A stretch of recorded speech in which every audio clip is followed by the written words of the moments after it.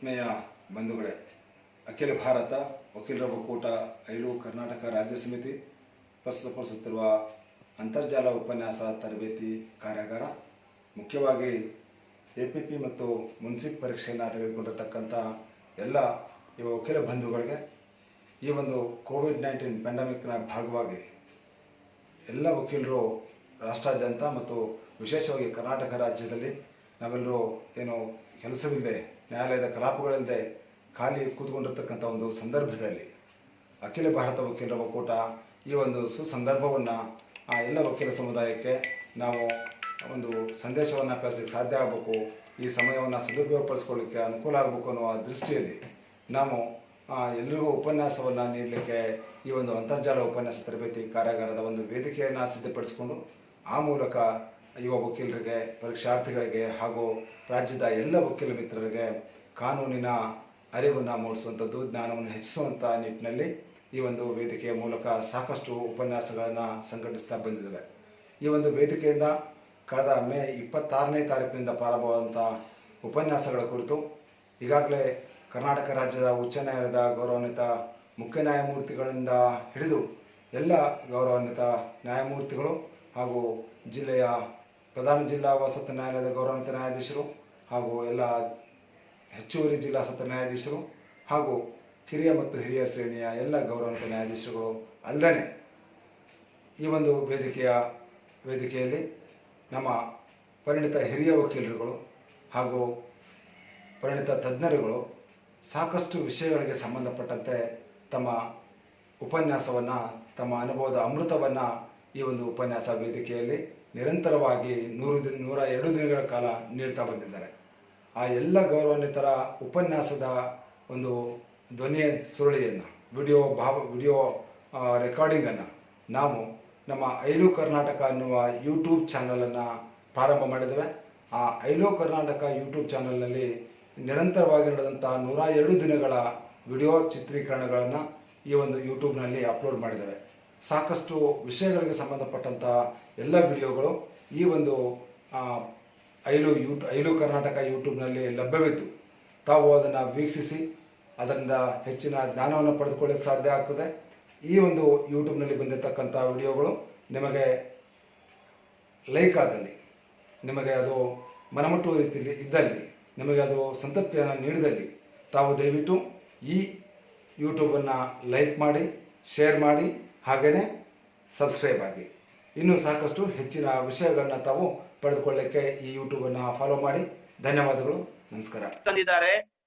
ಅದೇ ರೀತಿಯಲ್ಲಿ in the same spirit I will get all those subjects or topics of Hindu law when I know the language or when I have the command over the language almost equal to Sri Mulla.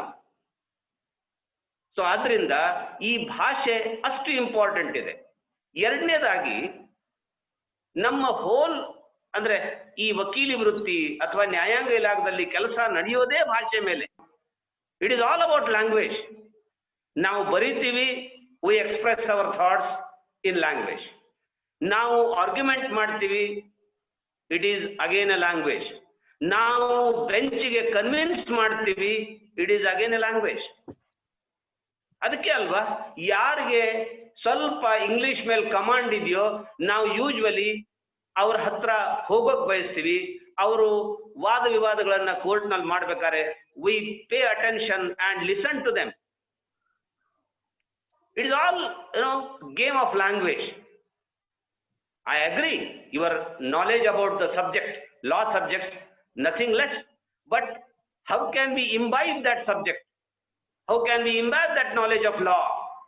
It is only through the medium called English language. Even though we have got degrees nowadays, run in our regional languages like Telugu, Kannada, etc. But the books availability, the subject matter, the depth or the height of knowledge is again available only in English language. So we have to realize the importance of English language and give that language its due importance. One ಏನ್ ತೊಂದರೆ ಇದೆ, what is the main hitch in learning English language is we treat today also as a foreign language. We do not give it or accept it heartily. That's why where we keep a distance, an arm distance from English language. We say that English language, oh ಏನಪ್ಪ ದೊಡ್ಡ England ಇಂದ ಬಂದ್ಬಿಟ್ಟ ಇವ ಅಂತೀವಿ. ಅದಕ್ಕೆ ಸ್ವಲ್ಪ English ನಮ್ಮಿಂದ ದೂರ ಉಳಿದ್ಬಿಟ್ಟಿದೆಯೇನೋ ಅಂತ. ಕನ್ನಡದಷ್ಟು ಅದಕ್ಕೆ ನಮ್ಮ ಹೃದಯದಲ್ಲಿ ಜಾಗ ಕೊಟ್ಟಿಲ್ಲ ನಾವು. Nothing wrong in that.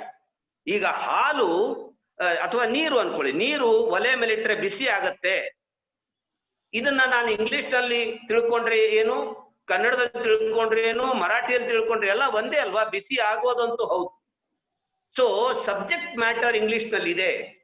ನನ್ನ high court, supreme court, honourable supreme court ಎಲ್ಲ ನಡೆಯೋದು ಇಂಗ್ಲಿಷ್ನಲ್ಲಿ ಅಂದಾಗ ನನಗೆ ಇಂಗ್ಲಿಷ್ ಲ್ಯಾಂಗ್ವೇಜ್ ಕಲಿಯೋದ್ರಲ್ಲಿ ಯಾವುದೇ ಒಂದು ಹಿಚ್ಚಿರಬಾರ್ದು, ಯಾವುದೇ ಒಂದು ಮಡಿವಂತಿಕೆ ಇರಬಾರ್ದು.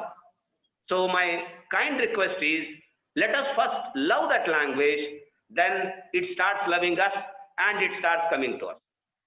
And it is inevitable. ಅದು ಬರ್ದಿದ್ರೆ ನಮಗೆ ಬೇರೆದು ಅಷ್ಟೊಂದು ನಾವು ಈ ಪ್ರವೃತ್ತಿಯಲ್ಲಿ, ವಕೀಲಿ ಪ್ರವೃತ್ತಿಯಲ್ಲಿ ಸಕ್ಸಸ್ ಆಗಲಿಕ್ಕೆ ಆಗೋಲ್ಲ ಅಂತ ನನಗನ್ಸುತ್ತೆ. Now, let me come back to the main subject.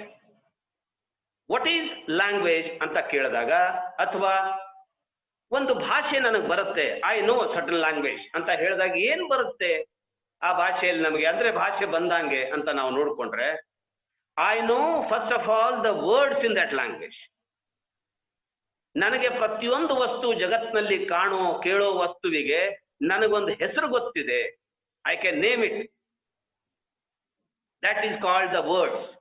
ಆಮೇಲೆ ಬೇರೆ ಎಲ್ಲ ವೃತ್ತಿಗಳಿಗೆ, for example medicine, engineering, B.Ed ಇಂಥದ್ದು ಏನಾದ್ರು ಪ್ರೊಫೆಷನಲ್ ಕಲಿಬೇಕಾದ್ರೆ ಅವರಿಗೆ ಆದಂಥ ಒಂದು ಶಬ್ದಗಳ ಗುಂಪಿದೆ. ಅನ್ಫಾರ್ಚುನೇಟ್ಲಿ ಆರ್ ಫಾರ್ಚುನೇಟ್ಲಿ ಈ ವಕೀಲಿ ವೃತ್ತಿಗೆ ಆ ಲಿಮಿಟೇಷನ್ ಇಲ್ಲ. Sky is the limit.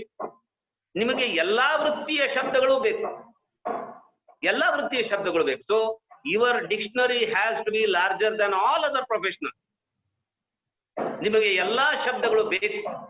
ಹಾಗಾದ್ರೆ ಶಬ್ದ ಸಂಗ್ರಹ ಇರಬೇಕು. ಇಂಗ್ಲಿಷ್ನಲ್ಲಿ ಒಂದು ಪ್ರತಿಯೊಂದು ವಸ್ತು ಭಾವನೆಗಳಿಗೆ ಏನಂತಾರೆ ಅನ್ನುವುದು ನಿಮ್ಮ ಹತ್ರ ಇರಬೇಕು. ಇಂಗ್ಲಿಷ್ನಲ್ಲಿ ಅದರಲ್ಲಿ ಶಬ್ದ ಅಂದ್ರೆ ನಿಮಗೆ ಆ ಶಬ್ದದ ಸ್ಪೆಲ್ಲಿಂಗ್ ಗೊತ್ತಿರಬೇಕು, ಆ ಶಬ್ದಗಳ ರೂಪಗಳು ಗೊತ್ತಿರಬೇಕು ಅಲ್ವಾ? ಅಂದ್ರೆ ನಾವು ಅದನ್ನ ಮುಂದೆ ಬಳಸಲಿಕ್ಕೆ ಒಂದು ಸನ್ನದ್ಧರಾಗ್ತೀವಿ. Then second one is, if I say I know the language, I know the grammar of that language. ಆ ಭಾಷೆಯ ವ್ಯಾಕರಣ ನನಗೆ ಬರಬೇಕು, ಅಂದ್ರೇನೆ ನನಗದು ಬಂದಾಗೆ. ಏನು ವ್ಯಾಕರಣ ಅಂದ್ರೆ? ವ್ಯಾಕರಣ ಅಂದ್ರೆ ಆ ಭಾಷೆಯ ತಯಾರಿಕರಿಂದ ಹಿಡಿದು, ಎಲ್ಲಿ ಆ ಭಾಷೆ ಹುಟ್ಟೋ ಅಲ್ಲಿಂದ ಹಿಡಿದು ಆ ಭಾಷೆ ಬೆಳೆದು ಬಂದು ಇವತ್ತಿನವರೆಗೆ ಎಲ್ಲಿ ಬಂದು ನಿಂತಿದೆಯೋ ಅಲ್ಲಿವರೆಗೂ ಆ ಭಾಷೆಯನ್ನ ಬಳಸಲು ಒಂದು ಕಾನೂನನ್ನ ಮಾಡ್ಕೊಂಡಿದ್ದಾರೆ. ಆ ಕಾನೂನು ನನಗೂ ಗೊತ್ತಿರಬೇಕು, ಅದು ಹೇಗಿದೆಯೋ ಹಾಗೆ ಗೊತ್ತಿರಬೇಕು. And I cannot take liberty here. I have to adhere to the laws of the language. So grammar is, in short, I can say the law of language. So as you all know, if I forget the laws, if I neglect the laws of simple traffic, I create a mess on road. In the same way, if I forget or neglect the laws of a language, I create a mess in that language. ನನ್ನದೇ ಆದಂತ ಯಾವ್ದಾದ್ರು ಕಾಯ್ದೆಯಿಂದ ನಾನು ಹೋಗ್ಬಿಟ್ರೆ ಭಾಷೆಯಲ್ಲಿ, ಆ ಭಾಷೆ ನನಗೆ ಮಾತ್ರ ಅರ್ಥ ಆಗುತ್ತೆ. And that is not the communicative language. ಯಾಕೆಂದ್ರೆ ಲ್ಯಾಂಗ್ವೇಜ್ ನಾವು ನೋಡಿದ್ವಿ, it has to be use to communicate my thoughts to other. ಬೇರೆಯವರಿಗೆ ಹೇಳಲಿಕ್ಕೆ ಬೇಕಲ್ಲ. ನನಗೆ ತಿಳಿದಿದೆ ಒಂದೇನೋ, ಇನ್ನೊಬ್ರಿಗೆ ಕನ್ವೆ ಮಾಡಬೇಕಾದ್ರೆ ನಾನು ಆ ವ್ಯಕ್ತಿಗೂ ಗೊತ್ತಿರುವಂತ ಒಂದು ರೀತಿಯಲ್ಲೇ ಹೇಳಬೇಕು. ಅದಕ್ಕೆ ಗ್ರಾಮರ್ ಕಲಿಕೆ. ಅಂದ್ರೆ ನಾನು ಆ ಭಾಷೆಯನ್ನ ಅದೇ ರೀತಿಯಲ್ಲಿ ಬಳಸ್ತೇನೆ. The third one is the style of the language. Style of the language. Style ಅಂದ್ರೆ ಅದೇ ಗ್ರಾಮರಿನ ಚೌಕಟ್ಟಿನಲ್ಲಿ ಇಂಗ್ಲಿಷ್ನಲ್ಲಿ ಇರುವಂತಹದ್ದೇ ಶಬ್ದ ಪ್ರಯೋಗಗಳನ್ನ ನಾನು ಮಾಡಿ ಎಷ್ಟು ಇಫೆಕ್ಟಿವ್ ಆಗಿ ನಾನು ಆ ಭಾಷೆಯನ್ನು ಬಳಸ್ತೀನಿ, how much I can Impress with my language is all about the style. ಈಗ ಕೆಲವೊಂದ್ಸಾರಿ ನೋಡ್ತಾ ಇದ್ರೆ ನಾವು ಪ್ರೊಫೆಷನಲ್ ಎಸ್ಪೆಷಲಿ ಈ ಹಿರಿಯ ನ್ಯಾಯವಾದಿಗಳು ನಾವು ಅವರು ಮಾತನಾಡುವುದನ್ನ ಅಂದ್ರೆ ಭಾಷೆಯನ್ನ ಬಳಸುವುದನ್ನ ಕೇಳಿದ್ರೆ ನಮಗೆ ಮನದಟ್ಟಾಗ್ತದೆ. We get impressed. ಓ, ಎಷ್ಟು ಚೆನ್ನಾಗಿ ಹೇಳಿದ್ರಪ್ಪ, ಏನಿದು ಚೆನ್ನಾಗಿ ಹೇಳಿದ್ರ ಅಂದ್ರೆ ಹೊಸದೇನಾರು ಶಬ್ದ ತಗೊಂಡ್ ಬಂದ್ರ, ಹೊಸದೇನಾರು ಗ್ರಾಮರ್ ರೂಲ್ಸ್ ನೋಡ್ಕೊಂಡ್ರ ಅವರು? ಇಲ್ಲ, ಅದೇ ಗ್ರಾಮರ್ ಇದೆ, ಅದೇ ಶಬ್ದ ಇದೆ, but the way he uses, he makes the proper use of that existing grammar in that particular moment, impresses us, makes the language effective.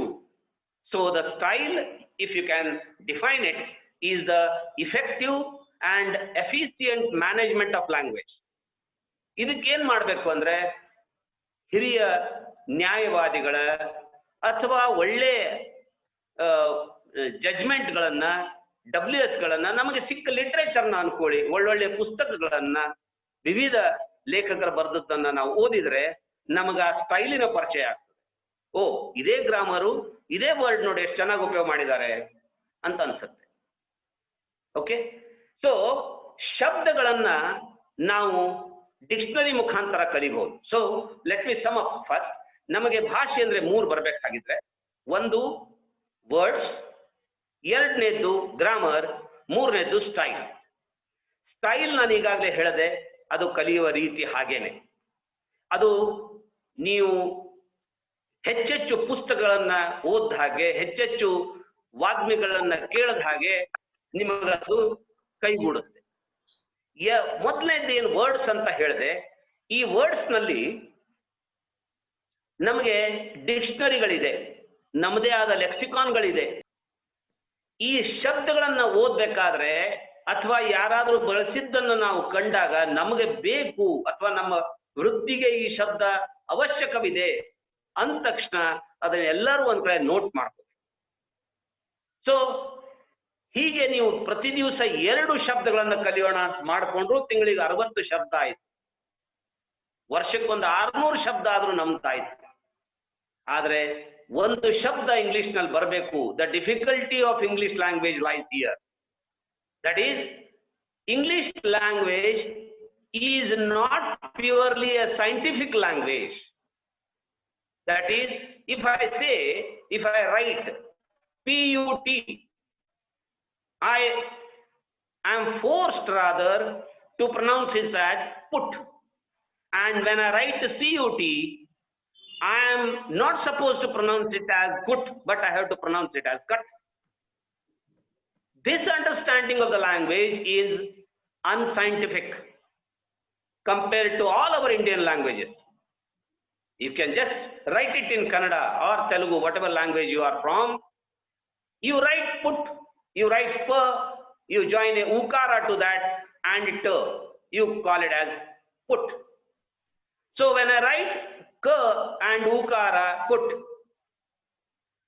this is a scientific way of pronunciation or a language as general. But every word has to be learned to be pronounced is unscientific. There comes the difficulty. Number 1, it means I have to learn the pronunciation of each and every word of English language. Number 2, or the other face of it is, English words do not have the scientific way of arrangement of alphabet also. Andre, put anbekare PUT antini, put anbekare CUT ne antini, adra cut antini, KT annudilla andaga ಅದರ spelling ಎಲ್ಲೋ silent ಆಗಿರುತ್ತೆ, ಎಲ್ಲೋ double L ಬಂದ್ಬಿಡುತ್ತೆ. ಈ ಶಬ್ದಗಳನ್ನ ಈ ಒಂದು ಏನು ಹಿಚ್ಚಿದೆ ಅಥವಾ ಒಂದು hurdle ಇದೆ, ಇದನ್ನ ನಮ್ಗೆ ದಾಟೋ ಕಷ್ಟ ಆಗುತ್ತೆ. ಇದನ್ನ ನಾವು ಲಕ್ಷ್ಯ ಕೊಟ್ಟು ನೋಡ್ಬೇಕು. ಇನ್ನೊಂದು ನನಗೆ ಒಂದು ಪರ್ಸನಲ್ ರಿಕ್ವೆಸ್ಟ್ ಏನಿದೆ ಅಂದ್ರೆ, ಯಾವಾಗ ನಾವು ಶಬ್ದ ಕಲಿತೀವೋ ಆ ಶಬ್ದಗಳನ್ನ ನಾವು ಸ್ವಲ್ಪ ಒಂದು ವರ್ಟಿಕಲ್ ಇರುತ್ತೆ. ನನಗೆ 10 ಶಬ್ದಗಳು ಬಂತು ಅಂತ ಒಂದಿರುತ್ತೆ. That is I call it is a vertical dictionary. But I request you to study those words in width. ಹೇಗೆ ಅಂದ್ರೆ, you take for example a word called cold. ಒಂದು adjective ಇದೆ cold ಅಂತ. ಈ ಕೋಲ್ಡ್ ಅನ್ನುವುದು ಒಂದು ಯಾವುದಾದ್ರು ವಸ್ತು, ನೀರು ಅನ್ಕೊಳ್ಳಿ. ನೀರಿಗೆ ಕೋಲ್ಡ್ ವಾಟರ್, ಐಸ್ ಕೋಲ್ಡ್ ಅಂತೀವಿ. ಬಹಳ ಕನ್ನಡದಲ್ಲಿ ನಮಗೆಲ್ಲ ಶಬ್ದ ಗೊತ್ತಿದೆ. ಜುಣು ಜುಣು ಅಂತೀವಿ ಅಲ್ವಾ, ತಣ್ಣಗಿನ ನೀರು ಅಂತೀವಿ, ಬೆಚ್ಚಗಿನ ನೀರು ಅಂತೀವಿ, ಉಗುರು ಬೆಚ್ಚಗೆ ಅಂತೀವಿ, ಬಿಸಿ ಅಂತೀವಿ, ಸುಡು ಸುಡು ಅಂತೀವಿ. ಇಷ್ಟೆಲ್ಲ ವೆರೈಟೀಸ್ ನಮಗೆ ಗೊತ್ತಿದ್ದಾಗ ಇಂಗ್ಲಿಷ್ನಲ್ಲಿ ನಮ್ ಸ್ವಲ್ಪ ವಿ ಲಿಂಪ್. ನಮಗೆ ಒಂದು ಕೋಲ್ಡ್ ವಾಟರ್, ಒಂದು ಹಾಟ್ ವಾಟರ್ ಬಿಟ್ರೆ ಎಲ್ಲದಲ್ಲಿ ಸ್ವಲ್ಪ ಗೊತ್ತಾಗಲ್ಲ. ಹಾಗಾದ್ರೆ ಇಷ್ಟೆಲ್ಲ ವೆರೈಟೀಸ್ ನೋಡ್ಕೊಂಡ್ರೆ ಸಿಗುತ್ತಲ್ಲ. ಹಾಗಾದ್ರೆ ನಮಗೆ ಒಂದು ಕೋಲ್ಡ್ ಅಂದ್ರೆ ಇದರ ಎಲ್ಲ ಡಿಗ್ರಿ ನೋಡ್ಕೊಳ್ಳೋಣ. ಹಾಗಿದ್ರೆ let us start from cold water. Say ice cold, cold, warm ಅಂದ್ರೆ ಬೆಚ್ಚಗೆ, ಲ್ಯೂಕ್ ವಾರ್ಮ್ ಅಂದ್ರೆ ಉಗುರು ಬೆಚ್ಚಗೆ, ಟಿಪಿಡ್ ಅಥವಾ ಟೆಪಿಡ್ ಅಂತಾರೆ, TEPID. ಟೆಪಿಡ್ ಅಂದ್ರೆ ಮಳ್ಳುವ, ಹಾಟ್ಗಿಂತ ಸ್ವಲ್ಪ ಕಡಿಮೆ. ಎಲ್ಲಿ ನೀರಿನ ಗುಳ್ಳೆಗಳನ್ನು ನಾವು ನೋಡ್ತೀವೋ ಒಲೆ ಮೇಲಿಟ್ಟಾಗ ಅದು condition. Then hot, boiling means it has reached up to its boiling 100 degree temperature. So ಇಷ್ಟೆಲ್ಲ ನಾವು ನೀರಿಗೆ ಗೊತ್ತಾದಾಗ ನಮಗೆ ಒಂದು ವಿಡ್ತ್ ಅಲ್ಲಿ ನಮ್ಮ ಡಿಕ್ಷನರಿ ತಯಾರಾಗ್ತಾ ಹೋಗುತ್ತೆ. So let the collection of the words be there. ಇದನ್ನ ನಾವು ಹೀಗೆ ಮಾಡಬಹುದು. ಹಾಗಾದ್ರೆ ಏನು ಇದಕ್ಕೆ ಅಂತ್ಯ ಇಲ್ಲ. ನಾವು ಕೊನೆವರೆಗೂ ಶಬ್ದಗಳ ಸಂಗ್ರಹ ಮಾಡ್ತಾ ಇರಬಹುದು, ಅಷ್ಟು ನಾವು ರಿಚ್ ಆಗ್ತೀವಿ. ಹಾಗಾದ್ರೆ ಏನ್ ಸ್ಟೇಬಲ್ ಇದೆ ಇದರಲ್ಲಿ ಅಂದ್ರೆ ಅದು ಆ ಸೂತ್ರ, ಗ್ರಾಮರ್. ಅದನ್ನ ಇವತ್ತು ನಾವು ಕಲಿಯಲಿಕ್ಕೆ ಒಂದು ಪ್ರಯತ್ನ ಮಾಡೋಣ. Let us get introduced in these 2 hours to the grammar of English language. Grammar is almost very strong and stable. The grammar of English language is strong and stable. What I mean to say is, there are very less chances that we shake. ಹೀಗೂ ಆಗತ್ತೆ ಅನ್ನೋದಿಲ್ಲ, ಹೀಗೆ ಆಗತ್ತೆ ಅನ್ನುವ ದೃಢತೆ ಆ grammar ಅಲ್ಲಿ ಇದೆ. So let us start from that. See, all the words of English language have been divided into 8 parts of speech. 8 parts of ಸ್ಪೀಚ್ಗಳಲ್ಲಿ ಇಂಗ್ಲಿಷ್ ಲ್ಯಾಂಗ್ವೇಜಿನ ಶಬ್ದಗಳನ್ನು ಹಂಚಲಾಗಿದೆ. ಮತ್ತು ನಾವು ಈ 8 ಪಾರ್ಟ್ಗಳನ್ನ ಸರಿಯಾಗಿ ಕಲ್ತ್ಕೊಂಡ್ರೆ ನಾಳೆ ನಾವು ಕಲಿಯುವ ಹೊಸದಾಗಿ ಬರುವ ಶಬ್ದಗಳನ್ನ ಸರಿಯಾದ ರೀತಿಯಲ್ಲಿಯೂ ಕಲಿಬಹುದು, ಮತ್ತೆ ಅದರ ಬಳಕೆ ಸರಿಯಾದ ರೀತಿಯಲ್ಲಿ ಮಾಡಬಹುದು. I will start from that.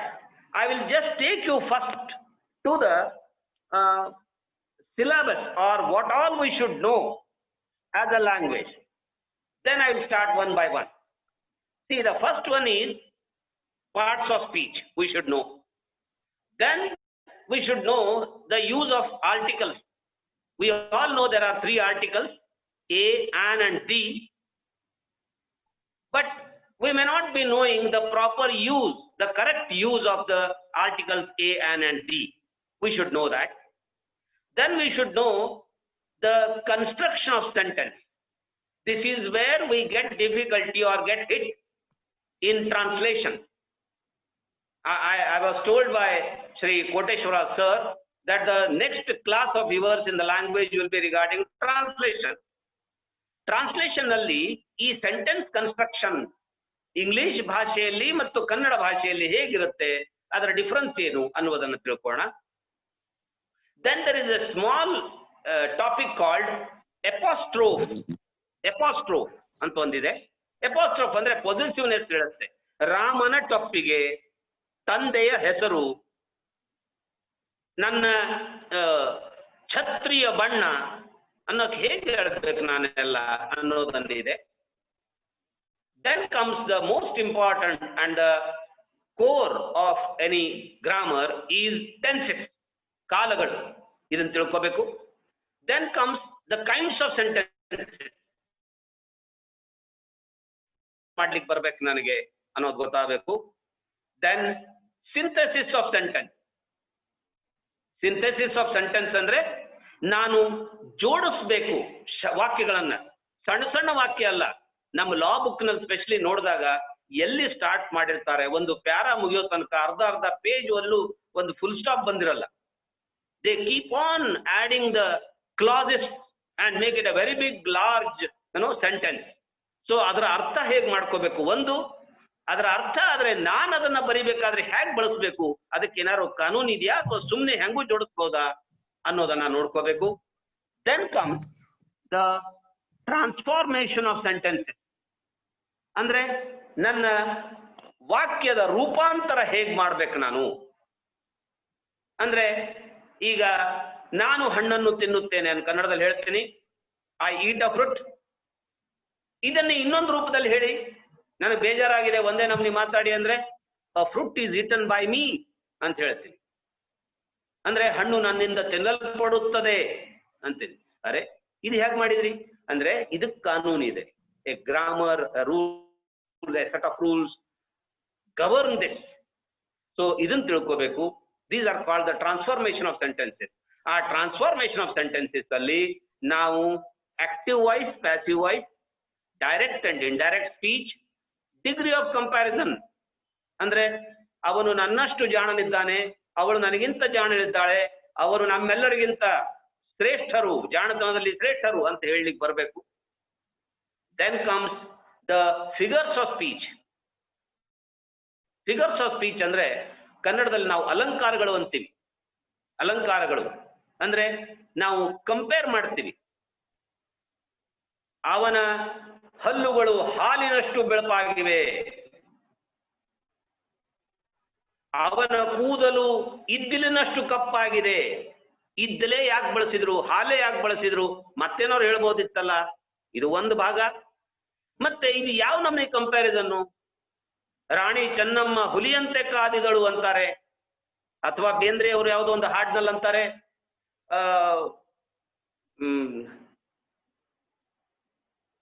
ತಣ್ಣಗಿನ ಸಾವು ತನ್ನ ಬಂದ್ ಎರಗಿತು ಅಥವಾ ಸಾವು ಎತ್ತಿಕೊಂಡು ಹೋಯ್ತು ಅಂತಾರೆ. ಯಾವ ಹೆಗಲ್ ಮೇಲೆ ಹೊತ್ಕೊಂಡು ಹೋಯ್ತಾ, ಕೈಯಲ್ಲಿ ಎತ್ಕೊಂಡು ಹೋಯ್ತಾ, ಏನದು ಸಾವು ಎತ್ಕೊಂಡು ಹೋಯ್ತು, ಸಾವು ಮುಟ್ಟಿ ಬಿಡುತ್ತು ಅಂತಾರಲ್ಲ, ಕೈ ಇದೆಯಾ ಸಾವಿಗೆ? ಆದ್ರೆ ಅವ್ರು ಆ ರೀತಿಯಲ್ಲಿ ಹೇಳಿದಾಗ ನಮಗೆ ಮನಸ್ಸಿಗೆ ನಾಡ್ತದೆ, ಆ ದುಃಖ ಒತ್ತಿ ಬರ್ತದೆ. ಹುಣಿಮೆ ಚಂದಿರನ ಹೆಣ ಬಂತು ಅಂತಾರೆ. ಚಂದಿರ ಯಾವಾಗಾದ್ರೂ ಹೆಣ ಹಾಕ್ತಾನ? ಹುಣಿಮೆ ಚಂದಿರನ ಹೆಣ ಬಂತು ಮುಗಿಲಾಗ ತೇಲತಾ ಹಗಲ ಅಂತ ಎಷ್ಟು ಚಂದ ಹೇಳ್ತಾರೆ. ಇವೆಲ್ಲ ಅಲಂಕಾರಿಕ ಭಾಷೆಗಳು. ಇವು ಇಂಗ್ಲಿಷ್ ನಲ್ಲಿ ನಾವು ತಿಳ್ಕೋಬೇಕಾದದ್ದಿದೆ. ಬಹಳ ಬೇಡ, ಅದು ಒಂದು 18 ಇರ್ಬೋದು, ನಾವು 3 ತಿಳ್ಕೊಳ್ಳೋ ಪ್ರಯತ್ನ ಮಾಡೋಣ. ಆದ್ಮೇಲೆ ನಮ್ಮ ಭಾಷೆಯಲ್ಲಿ ಅಳವಡಿಸ್ಕೊಳ್ಳೋಣ. ಯಾಕೆಂದ್ರೆ ನಾನು ಹೇಳಿದ್ನಲ್ಲ, ನಮ್ಮ ಭಾಷೆ ಇಫೆಕ್ಟಿವ್, ಪರಿಣಾಮಕಾರಿಯಾಗಿರ್ಬೇಕು. ನಾನೇನಾದ್ರೂ ಬರೆದ್ರೆ, ನಾನೇನಾದ್ರೂ ಬೆಂಚಿಗೆ ಹೇಳಿದ್ರೆ ಅವ್ರಿಗೆ ಕನ್ವಿನ್ಸ್ ಆಗ್ಬೇಕಲ್ವಾ, ಮನಸ್ಸಿಗೆ ತಟ್ಟಬೇಕು ಅವ್ರಿಗೆ. That strength V have got in language, that miracle language can do. ಆಮೇಲೆ ಒನ್ ವರ್ಡ್ ಸಬ್ಸ್ಟಿಟ್ಯೂಷನ್ ಅಂತ ಇದೆ. ಈಗ ಕ್ಯೂಡ ಮೂಕ ಅಂತೀವಿ, ನಾನು ಅವಾಗ ಉಪಯೋಗ ಮಾಡಿದೆ ಇನ್ಎವಿಟಬಲ್, ಇನ್ವಿನ್ಸಿಬಲ್. ಅಂದ್ರೆ ಏನಿದ್ರ ಅರ್ಥ? ಏನೀಗ ಅಂದ್ರೆ, ಈಗ ದೇವರಿಗೆ ನಾವು ಸರ್ವ ಸಮರ್ಥ ಅಂದ್ಬಿಡ್ತೀವಿ. ಅವನ ಹತ್ರ ಇದು ಶಕ್ತಿ ಇದೆ, ಅದು ಶಕ್ತಿ ಇದೆ ಅನ್ನಲ್ಲ. ಸಮರ್ಥ, ಸರ್ವ ಸಮರ್ಥ, ಸರ್ವಾಂತರ್ಯಾಮಿ, ಅಲ್ಲಿದ್ದಾನೆ, ಇಲ್ಲಿದ್ದಾನೆ, ಅದು ಎಲ್ಲಾ ಕಡೆ ಇದ್ದಾನೆ ಅಂತ ಹೇಳ್ತೀವಿ. ಈ ಸರ್ವಾಂತರ್ಯಾಮಿ ಅನ್ನುವ ಒಂದು ಶಬ್ದ ಇದೆಯಲ್ಲ, ಅದು ಒಂದು ಸಾವಿರಾರು ಜಾಗಗಳ ಬದಲಾಗಿ ಉಪಯೋಗ ಮಾಡಿದಂತ ಒನ್ ವರ್ಡ್ ಸಬ್ಸ್ಟಿಟ್ಯೂಷನ್, ಸರ್ವಾಂತರ್ಯಾಮಿ ಅಂತ. ಸೊ ಇದು ಇಂಗ್ಲಿಷ್ ನಲ್ಲಿ ಯಾವುದಿದೆ ಅನ್ನೋದನ್ನ ತಿಳ್ಕೋಬೇಕು. Then ordinal and cardinal numbers ಅಂತ ನಾನು ಜಸ್ಟ್ ಲಿಸ್ಟ್ ಮಾಡಿದ್ದೀನಿ. Let us see what all we can touch. First I will go through the syllabus in detail for about 2 hours as I have been instructed, and I have got a program like that. Then half an hour will keep for your doubts, for the clarification of your doubts. So let me start with the as I told you, the parts of speech. Parts of speech is, ಈ ಶಬ್ದಗಳನ್ನ 8 ವಿಭಾಗಗಳಾಗಿ ವಿಂಗಡಿಸಿದ್ದಾರೆ. ಅಂದ್ರೆ ಮುಂದೆ grammar ಈ 8 ವಿಭಾಗಗಳ ಹೆಸರು ತಗೊಂಡು ಒಂದು sentence ನಲ್ಲಿ ಇದು ಇಲ್ಲಿರ್ಬೇಕು, ಪ್ರನೌನ್ ಇಲ್ಲಿರ್ಬೇಕು, ಅಡ್ಜೆಕ್ಟಿವ್ ಒಂದು ನೌನಿನ ಹಿಂದಿರ್ಬೇಕು ಅಂತ ಹೇಳ್ತಾ ಹೋಗುತ್ತೆ. ನಮ್ಗೆ ಎಲ್ಲಿವರೆಗೂ ಅಡ್ಜೆಕ್ಟಿವ್ ಯಾವುದು ಪ್ರೊನೌನ್ ಯಾವುದು ಅಂತ ಗೊತ್ತಿಲ್ವೋ ಅಲ್ಲಿವರೆಗೂ ನಾವು ಅದನ್ನ ಆರ್ಡರ್ ಆಫ್ ವರ್ಡ್ಸ್ ಅಂತ, ಅಂದ್ರೆ ವಾಕ್ಯದಲ್ಲಿ ಶಬ್ದಗಳನ್ನ ಇಡುವ ಶಿಸ್ತು, ಹೊಂದಿಸುವ ಶಿಸ್ತು, ಅದು ನಮಗೆ ಗೊತ್ತಾಗಲ್ಲ. ಅದಕ್ಕೆ let us start that. The first one is noun. Parts of speech ಅಲ್ಲಿ 8 ಇದೆ. The first one is the noun. Noun ಅಂದ್ರೆ ನಮಗೆಲ್ಲ ಗೊತ್ತಿದೆ. We have learned it in our high school days. Name of a place, person or thing. ವಸ್ತು, ಜಾಗ, ವ್ಯಕ್ತಿಯ ಹೆಸರುಗಳು. ಇಷ್ಟೇ ನಾವೀಗ ತಿಳ್ಕೋಬೇಕಾಗಿದ್ದು. ವ್ಯಕ್ತಿ ಇದು ಎಲ್ಲರಿಗೂ ಗೊತ್ತಿದೆ. ಏನ್ ಹೆಸರಿರುತ್ತೋ ಅವೆಲ್ಲ ವ್ಯಕ್ತಿಯ ಹೆಸರು, ನಮಗೆ ಇಟ್ಟ ಹೆಸರುಗಳವೆಲ್ಲ. ಜಾಗ ಹೆಸರುಗಳು ನಮ್ಗೆ ಗೊತ್ತಿದೆ. ನಮ್ಮ ದೇಶ, ಕರ್ನಾಟಕ, ಭಾರತ, ಏಷ್ಯಾ, ಅಮೇರಿಕ, ಇವೆಲ್ಲವೂ ಒಂದು ಜಾಗದ ಹೆಸರು ಅಂತ ಗೊತ್ತಿದೆ. ಆದ್ರೆ ನಮಗೆ ಏನು ಸ್ವಲ್ಪ ಡೌಟ್ ಇರಬಹುದು ಅಂದ್ರೆ, ಇನ್ನೂ ಕೆಳಗೆ ಬಂದ್ರು ಅವೆಲ್ಲ ನೌನೇ ಅನ್ಸ್ಕೊಳುತ್ತೆ. ಏನ್ ಕೆಳಗೆ ಬಂದ್ರೆ ಅಂದ್ರೆ, ನಮ್ಮ ಊರಿನ ಹೆಸರು, ನಮ್ಮ ಗಲ್ಲಿಯ ಹೆಸರು, ನನ್ನ ಓಣಿಯ ಹೆಸರು, ಇವು ಎಲ್ಲವೂ ನೌನ್. ಇದನ್ನ ಯಾಕೆ ಡೀಟೇಲ್ ಆಗಿ ಕಲಿಬೇಕು ಅಂದ್ರೆ, ನಾಳೆ ಸೆಂಟೆನ್ಸ್ ಅಲ್ಲಿ ಒಂದು ಸಬ್ಜೆಕ್ಟ್ ಆಬ್ಜೆಕ್ಟ್ ಅಂತ ಇರುತ್ತೆ. ಈ ನೌನ್ ಹೋಗಿ ಆ ಸಬ್ಜೆಕ್ಟ್ ಅಥವಾ ಆಬ್ಜೆಕ್ಟ್ ಆಗುವ ಶಬ್ದ ನೌನ್ ಮತ್ತೆ ಪ್ರೊನೌನ್. ಅದಕ್ಕೆ ಇಷ್ಟು ಡೀಟೇಲ್ ಆಗಿ ನಮ್ಗೆ ಗೊತ್ತಿದ್ರೆ ಅದನ್ನ ನಾವು ಸರಿಯಾಗಿ ಬಳಸ್ತೀವಿ. So if I say Hubli, if I say Hubli, it is a noun. If I say Keshwapur, it is a noun. ಹುಬ್ಳಿಯ ಭಾಗಗಳು ಅಂತ ತಿಳ್ಕೋಬಹುದು. ಸೊ ನಿಮ್ಮ ಊರಿನ ನಿಮ್ಮ ಗಲ್ಲಿವರೆಗೂ ಹೋದ್ರೆ ಅವೆಲ್ಲ ನೌನ್ ಆ ಕೆಲಸ ಮಾಡುತ್ತೆ. It is the name of a place ಆಯ್ತು. In name of a place ಅಂದ್ರೆ ನಾವು ಗೊತ್ತಾಗದೆ ಇರೋದು ಅಂದ್ರೆ, name of all the offices and say institutions. Like bank is a noun, court is a noun, garden is a noun, police station is a noun. So ಹೀಗೆ ಪ್ರತಿಯೊಂದು ಜಾಗ. ಇನ್ನೂ ಕೆಳಗೆ ಬಂದ್ರೆ ಹೋಮ್ ಇಸ್ ಅ ನೌನ್. ಮನೆಗೆ ಬಂದ್ರೆ ಮನೆಯೊಳಗಿನ ಏನೆಲ್ಲ ಭಾಗಗಳಿದೆಯೋ ಅವೆಲ್ಲ ನೌನ್ ಆಗಿ ಕೆಲಸ ಮಾಡುತ್ತೆ. ಫಾರ್ ಎಕ್ಸಾಂಪಲ್ ಕಾರ್ನರ್, ಮೂಲೆ, ಫ್ಲೋರ್, ಟೆರೇಸ್, ಕಿಚನ್, ಹಾಲ್, ಇವೆಲ್ಲ ನೌನ್ ಆಗಿ ಕೆಲಸ ಮಾಡುತ್ತೆ. This we might have just neglected or not thought upon as nouns. ಎರಡನೇದಾಗಿ ನಾವು ವ್ಯಕ್ತಿಗಳ ಹೆಸರು ನೋಡ್ಕೊಂಡ್ವಿ. ಇನ್ನು ವಸ್ತುಗಳ ಹೆಸರು ಅಂತಂದು, ವಸ್ತುಗಳ ಹೆಸರಲ್ಲಿ ಕೈ ಹತ್ತುವ ವಸ್ತುಗಳು, which we can feel by the touch, ಇವಂತೂ ನೌನ್ಗಳು ಹೌದು. ಪೆನ್, ಬುಕ್, ಟೇಬಲ್, ಲ್ಯಾಪ್ಟಾಪ್ ಎಲ್ಲವೂ. ಇದು ಅಲ್ಲದೇನೆ ವಸ್ತು ಅಂತ ಬಂದಾಗ what we should consider is the invisible things ಅಂತ ಹೇಳ್ತೀವಿ ನಾವು. ಇನ್ವಿಸಿಬಲ್ ಥಿಂಗ್ಸ್, ಅಗೋಚರ, ಕಣ್ಣಿಗೆ ಕಾಣುವುದಿಲ್ಲ ಅವು. That is pain, PAIN, pain. ನಾವು ಅಂತೀವಲ್ಲ, ನೋವು ಎಲ್ಲಿದೆ ತೋರ್ಸಪ್ಪ ಅಂದ್ರೆ ದುಃಖ, ಸಾರೋ. ಜಾಯ್, ಜಾಯ್ ಇದು ತೋರ್ಸು ಅಂದ್ರೆ ಕಾಣಲ್ಲ, but it is a noun. It is a name of a state. ಆ ಒಂದು ಖುಷಿಯ ಒಂದು ಏನು ವಾತಾವರಣ ಇದೆ ಅದಕ್ಕೆ ಕೊಟ್ಟಂತ ಹೆಸರದು. ಅದೇ ರೀತಿ ದುಃಖ ಇದೆ, ಇದು ತೋರ್ಸಕ್ಕಾಗಲ್ಲ, ಆದ್ರೆ ಆ ಪರಿಸ್ಥಿತಿಗೆ ವರ್ಣನೆ ಮಾಡ್ಲಿಕ್ಕೆ ಅಥವಾ ನಮಗೆ ಎಕ್ಸ್ಪ್ರೆಸ್ ಮಾಡ್ಲಿಕ್ಕೆ ಉಪಯೋಗ ಮಾಡುವಂತ ನೌನ್ ಅದು, ಸಾರೋ ಅಂತ. ಸೊ ಇದನ್ನ ನಾವು ಲಕ್ಷ್ಯ ಕೊಟ್ಟು ನೋಡ್ಬೇಕು. ಮತ್ತು ಈ ನೌನ್ ಅಂತ ನಾವು ಕಲಿಬೇಕಾದ್ರೆ ಇದರಲ್ಲಿ ಬರುವಂತ, ನಾನು ಅವಾಗ ಹೇಳ್ತಾ ಇದ್ದೆ, we have to enhance our dictionaries collection of words into width ಅಂತ. ಅಲ್ಲಿ ನಮಗೆ ಒಂದು ನೌನ್ ಸಿಕ್ಕರೆ ಅದರ ಬಹುವಚನ ಏನಿರಬೇಕು ನೋಡ್ಕೊಳ್ಳಿ. ನಮ್ಮ ಕನ್ನಡದಷ್ಟು ಸರಳವಾಗಿ ಅಥವಾ ವೈಜ್ಞಾನಿಕವಾದ ಬಹುವಚನಗಳು ಇಂಗ್ಲಿಷ್ನಲ್ಲಿ ಇಲ್ಲ. ಇಂಗ್ಲಿಷ್ನಲ್ಲಿ ತನ್ನದೇ ಆದಂತ ಕಾನೂನಿದೆ, ಯಾಕೆ ಅಂತ ಕೇಳುವ ಅಧಿಕಾರವೂ ನಮಗಿಲ್ಲ.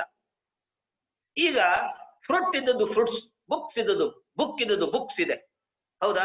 ನಾನು ಇಷ್ಟೆಲ್ಲ ಮಾತಾಡ್ತಿದ್ದಲ್ಲ ಮೀಡಿಯಂ ಅಂತ. ಮೀಡಿಯಂ ಇದೆ, ಮೀಡಿಯಮ್ಸ್ ಆಗ್ಬಿಟ್ಟಿದ್ರೆ ಸರಳ ಇತ್ತು ನಮ್ಗೆ ನೆನ್ಪಿಡ್ಲಿಕ್ಕೆ. But it is not that. Medium is media. ಇದರ ಬಹುವಚನ ಮಾಧ್ಯಮಗಳು. ನಾನು ಪೆನ್ನು, ಪೆನ್ನುಗಳು ಅಂದ್ಬಿಡ್ತೀನಿ. ಮಾಧ್ಯಮ, ಮಾಧ್ಯಮಗಳು. ಇಂಗ್ಲಿಷ್ನಲ್ಲಿ ಹಾಗಿಲ್ಲ. ಸೊ ಇದ್ರ ಕಡೆ ಗಮನ ಕೊಡಬೇಕು ದಯವಿಟ್ಟು. ಇದರ ಬಹುವಚನಗಳ ಏನು ಅನ್ನೋದನ್ನು ತಿಳ್ಕೋಬೇಕು, ಹಾಗೆ ಬಿಡಬೇಡಿ. ಆಮೇಲೆ ಇದರ ಲಿಂಗ ಹುಡುಗ ಹುಡುಗಿ ಅಲ್ವಾ? ಹೀಗೆ ನಮಗೆ ಗೊತ್ತಿರುವಂತಹ ಪುಲ್ಲಿಂಗ, ಸ್ತ್ರೀಲಿಂಗ, ನಪುಂಸಕಲಿಂಗ ಅಂತ ಏನಿದೆಯೋ ಇಂಗ್ಲಿಷ್ನಲ್ಲಿ 4 ಲಿಂಗಗಳಿವೆ. ಒಂದು ನೌನ್ ಕಲ್ತ್ರೆ ಇದು ಯಾವ ಲಿಂಗಕ್ಕೆ ಹೋಗಿ ಸೇರತ್ತೆ ಅನ್ಕೊಳ್ಳೋದನ್ನ ಸರಿಯಾಗಿ ನೋಡ್ಕೋಣ. ಇಲ್ಲಿದ್ರೆ ನಾವು ಸರಿಯಾಗಿ ಮಾತನಾಡು ಬರುವುದಿಲ್ಲ. ನಾನು ನಿಮಗೆ ಹೇಳಿದ್ರೆ ನಿಮಗೆ ಆಶ್ಚರ್ಯ ಆಗ್ಲಿಕ್ಕಿಲ್ಲ. ನಮಗೆಲ್ಲ ಏನಾಗಿದೆ ಗೊತ್ತಾ? ಸರ್ ಅಂದ್ರೆ ಪುಲ್ಲಿಂಗ, ಟೀಚರ್ ಅಂದ್ರೆ ಸ್ತ್ರೀಲಿಂಗ. ಇದು ನಮಗೆ ಮೊದಲಿಂದಾನೂ ಬಂದಂಥದ್ದು. ನೀವು ಸ್ವಲ್ಪ ಯೋಚನೆ ಮಾಡಿದ್ರೆ ಇಂಗ್ಲಿಷ್ನಲ್ಲಿ ತಪ್ಪಿದು. Teacher is not should not be or need not be a lady. Teacher comes under common gender. ಇಂಗ್ಲಿಷ್ನಲ್ಲಿ 4ನೇದಿದೆ ಅನ್ನಲ್ಲ ನಾನು ಲಿಂಗಗಳು. ಇಂಗ್ಲಿಷ್ನಲ್ಲಿ ಮಸ್ಕ್ಯುಲೈನ್, ಫೆಮಿನೈನ್, ನ್ಯೂಟರ್ ಅಂದರೆ ಪುಲ್ಲಿಂಗ, ಸ್ತ್ರೀಲಿಂಗ, ನಪುಂಸಕಲಿಂಗ, ಇನ್ನೊಂದು ಕಾಮನ್ ಜೆಂಡರ್ ಅಂತಿದೆ, ಸಾಮಾನ್ಯ ಲಿಂಗ ಅಂತ. ಈ ಸಾಮಾನ್ಯ ಲಿಂಗ ಗಂಡಸು ಇರಬಹುದು, ಹೆಂಗಸು ಇರಬಹುದು ಅನ್ನುವಂತಹ ಒಂದು ಪ್ರಭೇದ ಇದೆ. ಅಲ್ಲಿ ಬರುವಂತಹದ್ದು ಇದು ಟೀಚರ್ ಅಂದ್ರೆ. ಟೀಚರ್ ಹೆಂಗಸು ಇರಬಹುದು, ಗಂಡಸು ಇರಬಹುದು. ಸರ್ ಇದು ಗಂಡಸು ಪುಲ್ಲಿಂಗ. ಟೀಚರ್ ಅಲ್ಲಿ ಭೇದಗಳಿದು. ಹೆಣ್ಣವಳು ಟೀಚರ್ ಇದ್ರೆ ಅವಳಿಗೆ ಮೇಡಮ್ ಅಂತಾರೆ. ನಮಗೆ ನಾವು ಕಲ್ತು ಬಂದಿದ್ದು ಇದೇ ರೀತಿ ನಾವು ತಪ್ಪು ಮಾಡ್ತಾ ಹೋಗ್ತೀವಿ. For example lawyer, judge, they all fall under common gender. Judge ಹೆಣ್ಮಗಳು ಇರಬಹುದು, ಗಂಡ್ಮಗಳು ಇರಬಹುದು. ಲಾಯರ್ ಗಂಡಸು ಇರಬಹುದು, ಹೆಂಗಸು ಇರಬಹುದು. ಆದ್ರೆ ಅದೇ ರೀತಿ ಕವಿ, ಕವಿತ್ರಿ, ಪೋಯೆಟ್, ಪೋಯಿಟೆಸ್ ಇದೆ, ಇಂಗ್ಲಿಷ್ ಭಾಷೆಯಲ್ಲೂ ಇದೆ. ಆದ್ರೆ ಕಾಮನ್ ಜೆಂಡರಿಗೆ ಬರುವಂತಹ ಶಬ್ದಗಳು, ಇನ್ನೂ ಒಂದು ನಿಮ್ಗೆ ಉದಾಹರಣೆ ಹೇಳ್ತೀನಿ. ಯಾಕೆ ಉದಾಹರಣೆಗಳು ಕೊಡ್ತಾ ಇದ್ದೀನಿ ಅಂದ್ರೆ ನಾವು ಇಷ್ಟು ಕಾಮನ್ ತಪ್ಪುಗಳನ್ನ ದಿನನಿತ್ಯದಲ್ಲಿ ಮಾಡ್ತೀವಿ ಅನ್ನೋದು ಗೊತ್ತಿರಲಿ. ಈಗ ಕಸಿನ್ ಅಂತ ಇದೆ, COUSIN, ಕಸಿನ್. ಇದು ಸಂಬಂಧಗಳನ್ನ ನಾವು ನೋಡ್ಕೊಂಡಾಗ ನನಗೆ ನೆನಪಾದದ್ದು ಒಳ್ಳೇದಾಯ್ತು. ಕಸಿನ್ ಅಂತ ನಮ್ಮ ಈ ವಕೀಲಿ ಅಥವಾ ಈ ವೃತ್ತಿಗೆ ಬೇಕಾಗುವಂತ, ನಾನು ಯಾವಾಗ ವಕೀಲಿ ವೃತ್ತಿ ಅಂತೀನಿ ಅವಾಗ ನಾನು ಐ ಆಮ್ ಟಾಕಿಂಗ್ ಆಫ್ ನ್ಯಾಯಾಲಯದ ವೃತ್ತಿ ಅಂತಾನೆ ಹಿಡ್ಕೊಳ್ಳಿ ದಯವಿಟ್ಟು. ಯಾಕಂದ್ರೆ ನಾವೀಗ ವಕೀಲಿ ವೃತ್ತಿಯಿಂದ ಪ್ರಮೋಷನಲ್ ಎಕ್ಸಾಮಿನೇಷನ್ಗೆ ತಯಾರು ಮಾಡ್ತಾ ಇದ್ದೀವಿ, ಅಥವಾ ಒಳ್ಳೆಯ ಒಬ್ಬ ಪ್ರತಿಭಾವಂತ ವಕೀಲರಾಗಬೇಕು ಅಂತ ಪ್ರಯತ್ನ ನಡೆಸಿದೀವಿ ಅಂತಾನೆ ನಾನು ಮುನ್ನುಗ್ತಾ ಇದ್ದೀನಿ. ಸೊ ಆ ಹೊತ್ತಿನಲ್ಲಿ ಇವು ಎಲ್ಲಗಳ ಒಂದು ಆಳವಾದ ಜ್ಞಾನ ನಮಗಿರಬೇಕಾದದ್ದು ಅವಶ್ಯಕ ಇದೆ. ನನ್ನ ಈ ಒಂದು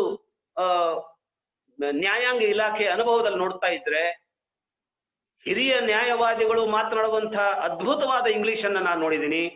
ಮತ್ತೆ ನಾನು ಯಾವಾಗ ಈ ಗೌರವಾನ್ವಿತ ನ್ಯಾಯಮೂರ್ತಿಗಳ ಜೊತೆಗೆ ವ್ಯವಹರಿಸ್ತೀನೋ, ಅವರು ಬರೆದಂತಹ ಓದ್ತೀನೋ, ಎಲ್ಲೂ ನನಗೆ ಒಂದು ಲ್ಯಾಂಗ್ವೇಜ್ ಮೇಲೆ ಹಿಡಿತವಿಲ್ಲದಿರೋ ಅಥವಾ ಕಡಿಮೆ ಹಿಡಿತದಲ್ಲಿರುವಂತಹ judges I have not come across. ನ್ಯಾಯಮೂರ್ತಿಗಳು ಸಂಪರ್ಕದಲ್ಲಿ ಬಂದಾಗ ಅವರಿಗೆ ಭಾಷೆ ಮೇಲೆ ಹಿಡಿತವಿಲ್ಲದಿರೋ ನ್ಯಾಯಮೂರ್ತಿಗಳು ನನಗಿನ್ನೂ ಸಿಕ್ಕಿಲ್ಲ.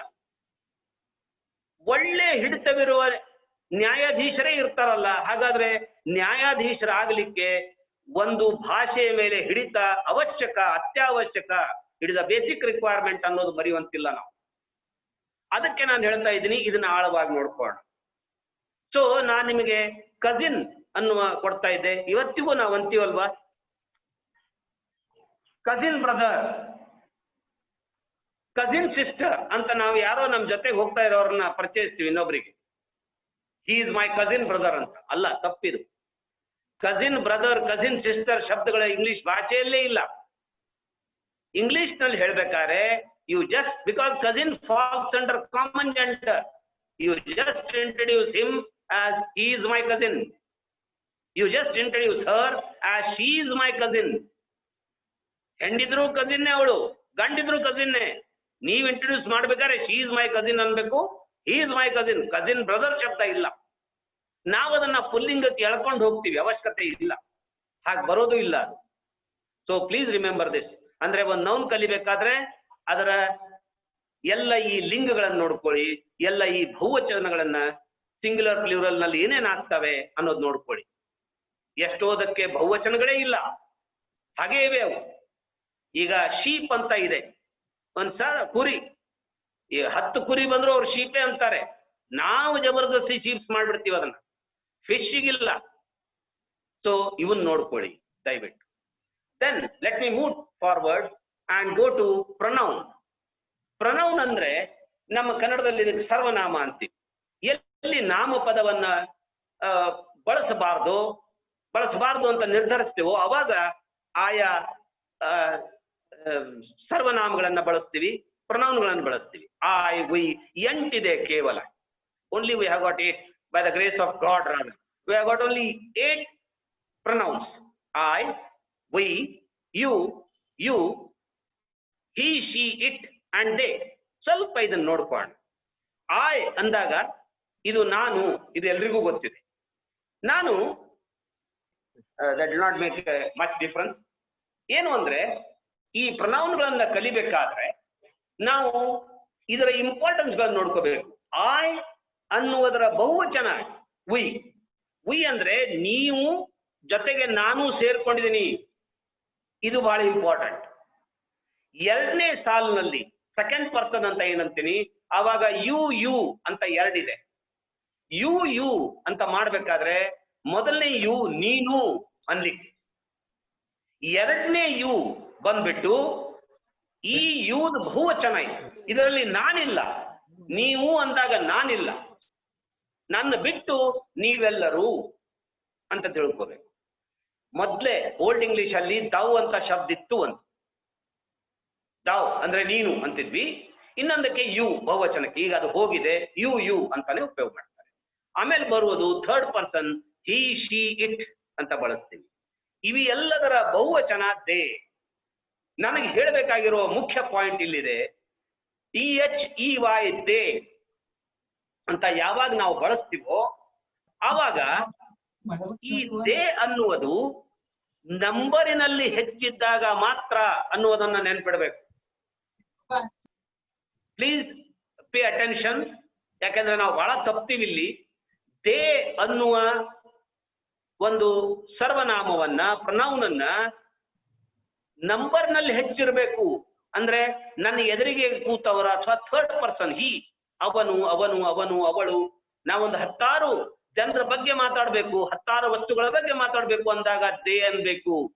ತಪ್ಪಿಯು ಇಂಗ್ಲಿಷ್ ಲ್ಯಾಂಗ್ವೇಜ್ ನಲ್ಲಿ ಮರ್ಯಾದೆಗೋಸ್ಕರ, ಅಂದ್ರೆ ವಯಸ್ಸು ಹೆಚ್ಚಾಗಿದೆ, ನಮ್ಮ ಅಜ್ಜ ಬಂದಿದ್ದಾನೆ, ನಮ್ಮ ಅಜ್ಜಿ ಬಂದಿದ್ದಾಳೆ ಅಂತಾನೋ, ಅಥವಾ ನಾವು ಒಬ್ಬ ಗೌರವಾನ್ವಿತ ಜಿಲ್ಲಾ ನ್ಯಾಯಾಧೀಶರನ್ನು ಉದ್ದೇಶಿಸಿ ಮಾತಾಡ್ತಿದ್ದೇವೆ, ಅಥವಾ ಪ್ರೈಮ್ ಮಿನಿಸ್ಟರ್ ಬಗ್ಗೆ ಮಾತನಾಡ್ತಿದ್ದೇವೆ ಅನ್ನೋದಕ್ಕೂ ದೇ ಬಳಸುವಂತಿಲ್ಲ.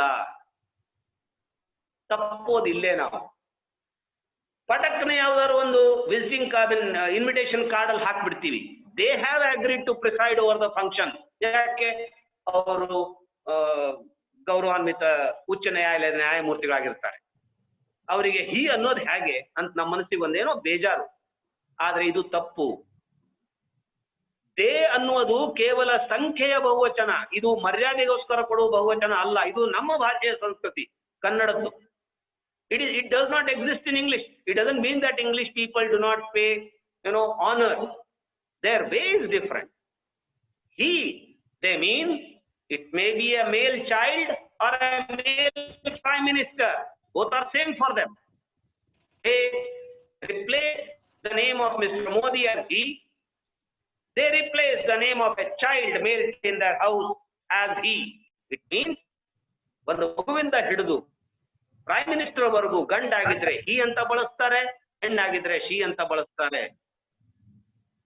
ಗೌರವಕ್ಕಾಗಿ ದೇ ಬಳಸ್ತಕ್ಕದ್ದಲ್ಲ. ಇತ್ತೀಚಿನ ಇನ್ನೊಂದು ಬೆಳವಣಿಗೆ ಅಂದ್ರೆ ದೇ ಅನ್ನುವುದನ್ನ ಕೆಲವು ಜನರು ತಮ್ಮ ಲಿಂಗವನ್ನ ದರ್ಶಿಸಲು ಇಚ್ಛಿಸುವುದಿಲ್ಲ. ಈಗ ಹೆಂಗೆ, ನಾನು ಶ್ರೀ ಪಟ್ವರ್ಧನ್ ಅಂತೀನಿ, ಒಬ್ರು ಯಾರೋ ಶ್ರೀಮತಿ ಕುಲಕರ್ಣಿ ಅಂತಾರೆ. ಕೆಲವರು ಅದನ್ನ ಗೊತ್ತಾಗಬಾರ್ದು ಜನರಿಗೆ, ಏನು ಅವಶ್ಯಕತೆ ಇದೆ ನಾನು ಗಂಡಸೋ ಹೆಂಗಸೋ ಅನ್ನೋದು ಅನ್ಬೇಕಾದ್ರೆ ಅವರೇನೋ ಒಂದು MS ಅಂತ ಹಾಕೊಂಡ್ಬಿಡ್ತಾರೆ. ಅವ್ರು ಅದನ್ನ ಹಾಕೊಳ್ಳೋದೇ ಇಲ್ಲ. ನಮಗೂ ಹಾಗೆ ಹೇಳ್ತಾರೆ. ಅವಾಗ ನಾವು ಅವ್ರನ್ನ ದೇ ಅಂತ ಉದ್ದೇಶಿಸಿ ಮಾತನಾಡಬೇಕು ಅಂತ ಅವ್ರು ಬಯಸ್ತಾರೆ. ಈ ಇತ್ತೀಚಿನ ಬೆಳವಣಿಗೆ ಇದೆ ಇದು. ಅದರ್ವೈಸ್ ದೇ ಅನ್ನುವುದು ನಾವು ಕೇವಲ ಬಹುವಚನಕ್ಕಾಗಿ ಬಳಸ್ತೇವೆ. ಇದನ್ನ ಸ್ವಲ್ಪ ನೆನ್ಪಿಡಿ. Next will go to the next one, that is article. Very important one. I'll take you to the article.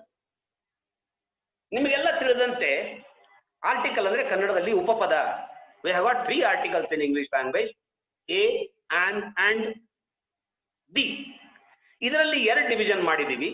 a and an are called indefinite articles, ಅನಿಶ್ಚಿತ, and they is called the definite article.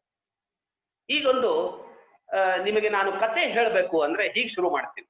ಒಂದು ಊರಿನಲ್ಲಿ ಒಬ್ಬ ರಾಜನಿದ್ದ. ಆ ರಾಜನಿಗೆ ಒಬ್ಬ ಮಗನಿದ್ದ. ಆ ಮಗ ಧೀರನಿದ್ದ. ಇಲ್ಲಿ ನೋಡಿದ್ರೆ ನೀವು ಒಂದು ಊರಿನಲ್ಲಿ ಒಬ್ಬ ರಾಜ. ಏನಿದು ಒಂದು ಒಬ್ಬ ಅಂದ್ರೆ? These are the articles of Kannada language. ಒಂದು ಊರಿನಲ್ಲಿ ಅನ್ಬೇಕಾದ್ರೆ ನನಗೆ ಹೇಳಬೇಕಾಗಿದೆ ಯಾವುದೋ ಒಂದು ಊರು, ಯಾವುದೋ. I am not sure, I am not definite which city it is. ಒಬ್ಬ ರಾಜ ಅನ್ಬೇಕಾದ್ರೆ ಯಾವನೋ ಒಬ್ಬ ರಾಜ. It may not be Ashoka Krishnadevaraya, anybody. ಒಂದು ಊರಿನಲ್ಲಿ ಒಬ್ಬ ರಾಜ. ಅದನ್ನೇ ನಾವು ಇಂಗ್ಲಿಷ್ ಭಾಷೆಯಲ್ಲಿ ಎ ಮತ್ತು ಆನ್ ಎಂಬ ಆರ್ಟಿಕಲ್ಗಳನ್ನ ಬಳಸಿ ಉಪಯೋಗ ಮಾಡ್ತೀವಿ.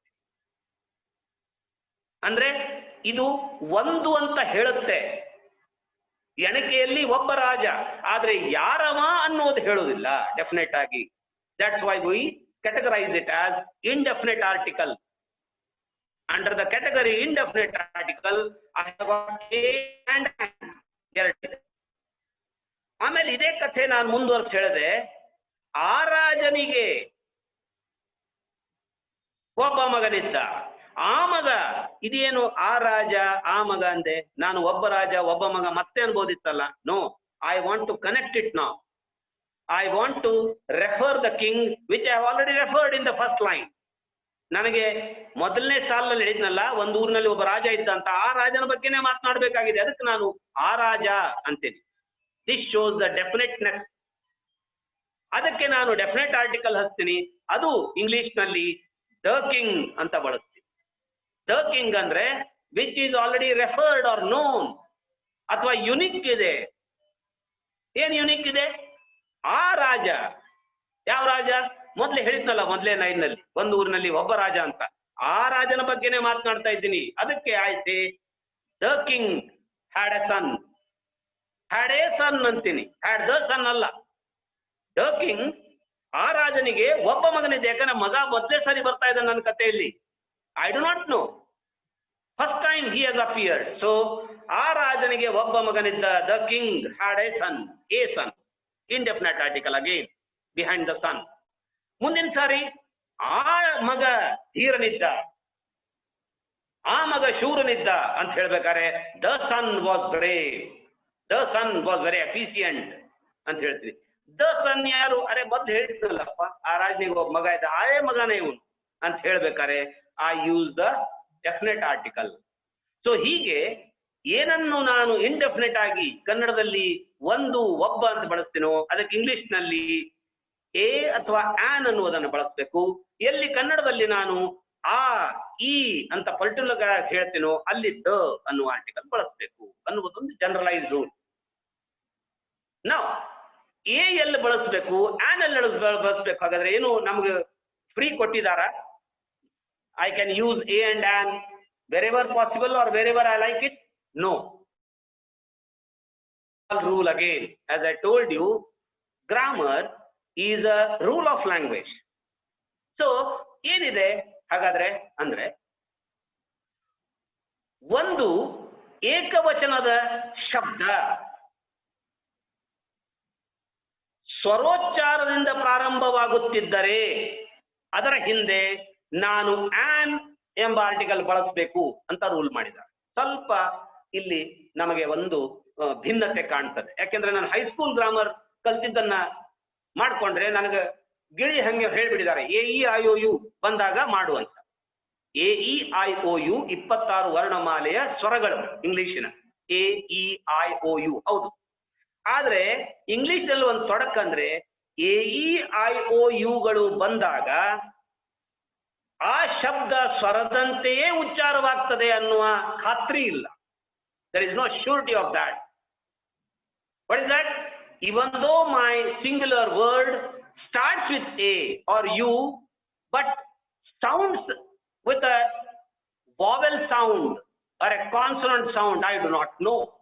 Swarochara andre vowel sound. So the rule says, for the benefit of the people from other languages, article "and" should be used with a singular word starting with a vowel sound. It may be starting with a vowel or not, but it should start with a vowel sound. That is what is important. Yen hagidre, let us see some examples. Nodi, ನನ್ನ ಹತ್ರ ant ಅಂತ ಒಂದು ಶಬ್ದ ಇದೆ, ANT, ant. It starts with A, which is a vowel, swara, and it sounds also ant. ಹೆಂಗೆ ಗುರುತು ಹಿಡಿಬೇಕಾಗಿದ್ರೆ ನಾನು ಉಚ್ಚಾರ ಶಾಸ್ತ್ರವನ್ನು ಬೇಕಾಗಿಲ್ಲ. ಏನ್ ಮಾಡಬೇಕು ಅಂದ್ರೆ, you write this word ant in any of the Indian languages known to you. ನಾನು ಕನ್ನಡ ಹೇಳ್ತಾ ಇದ್ದೀನಿ.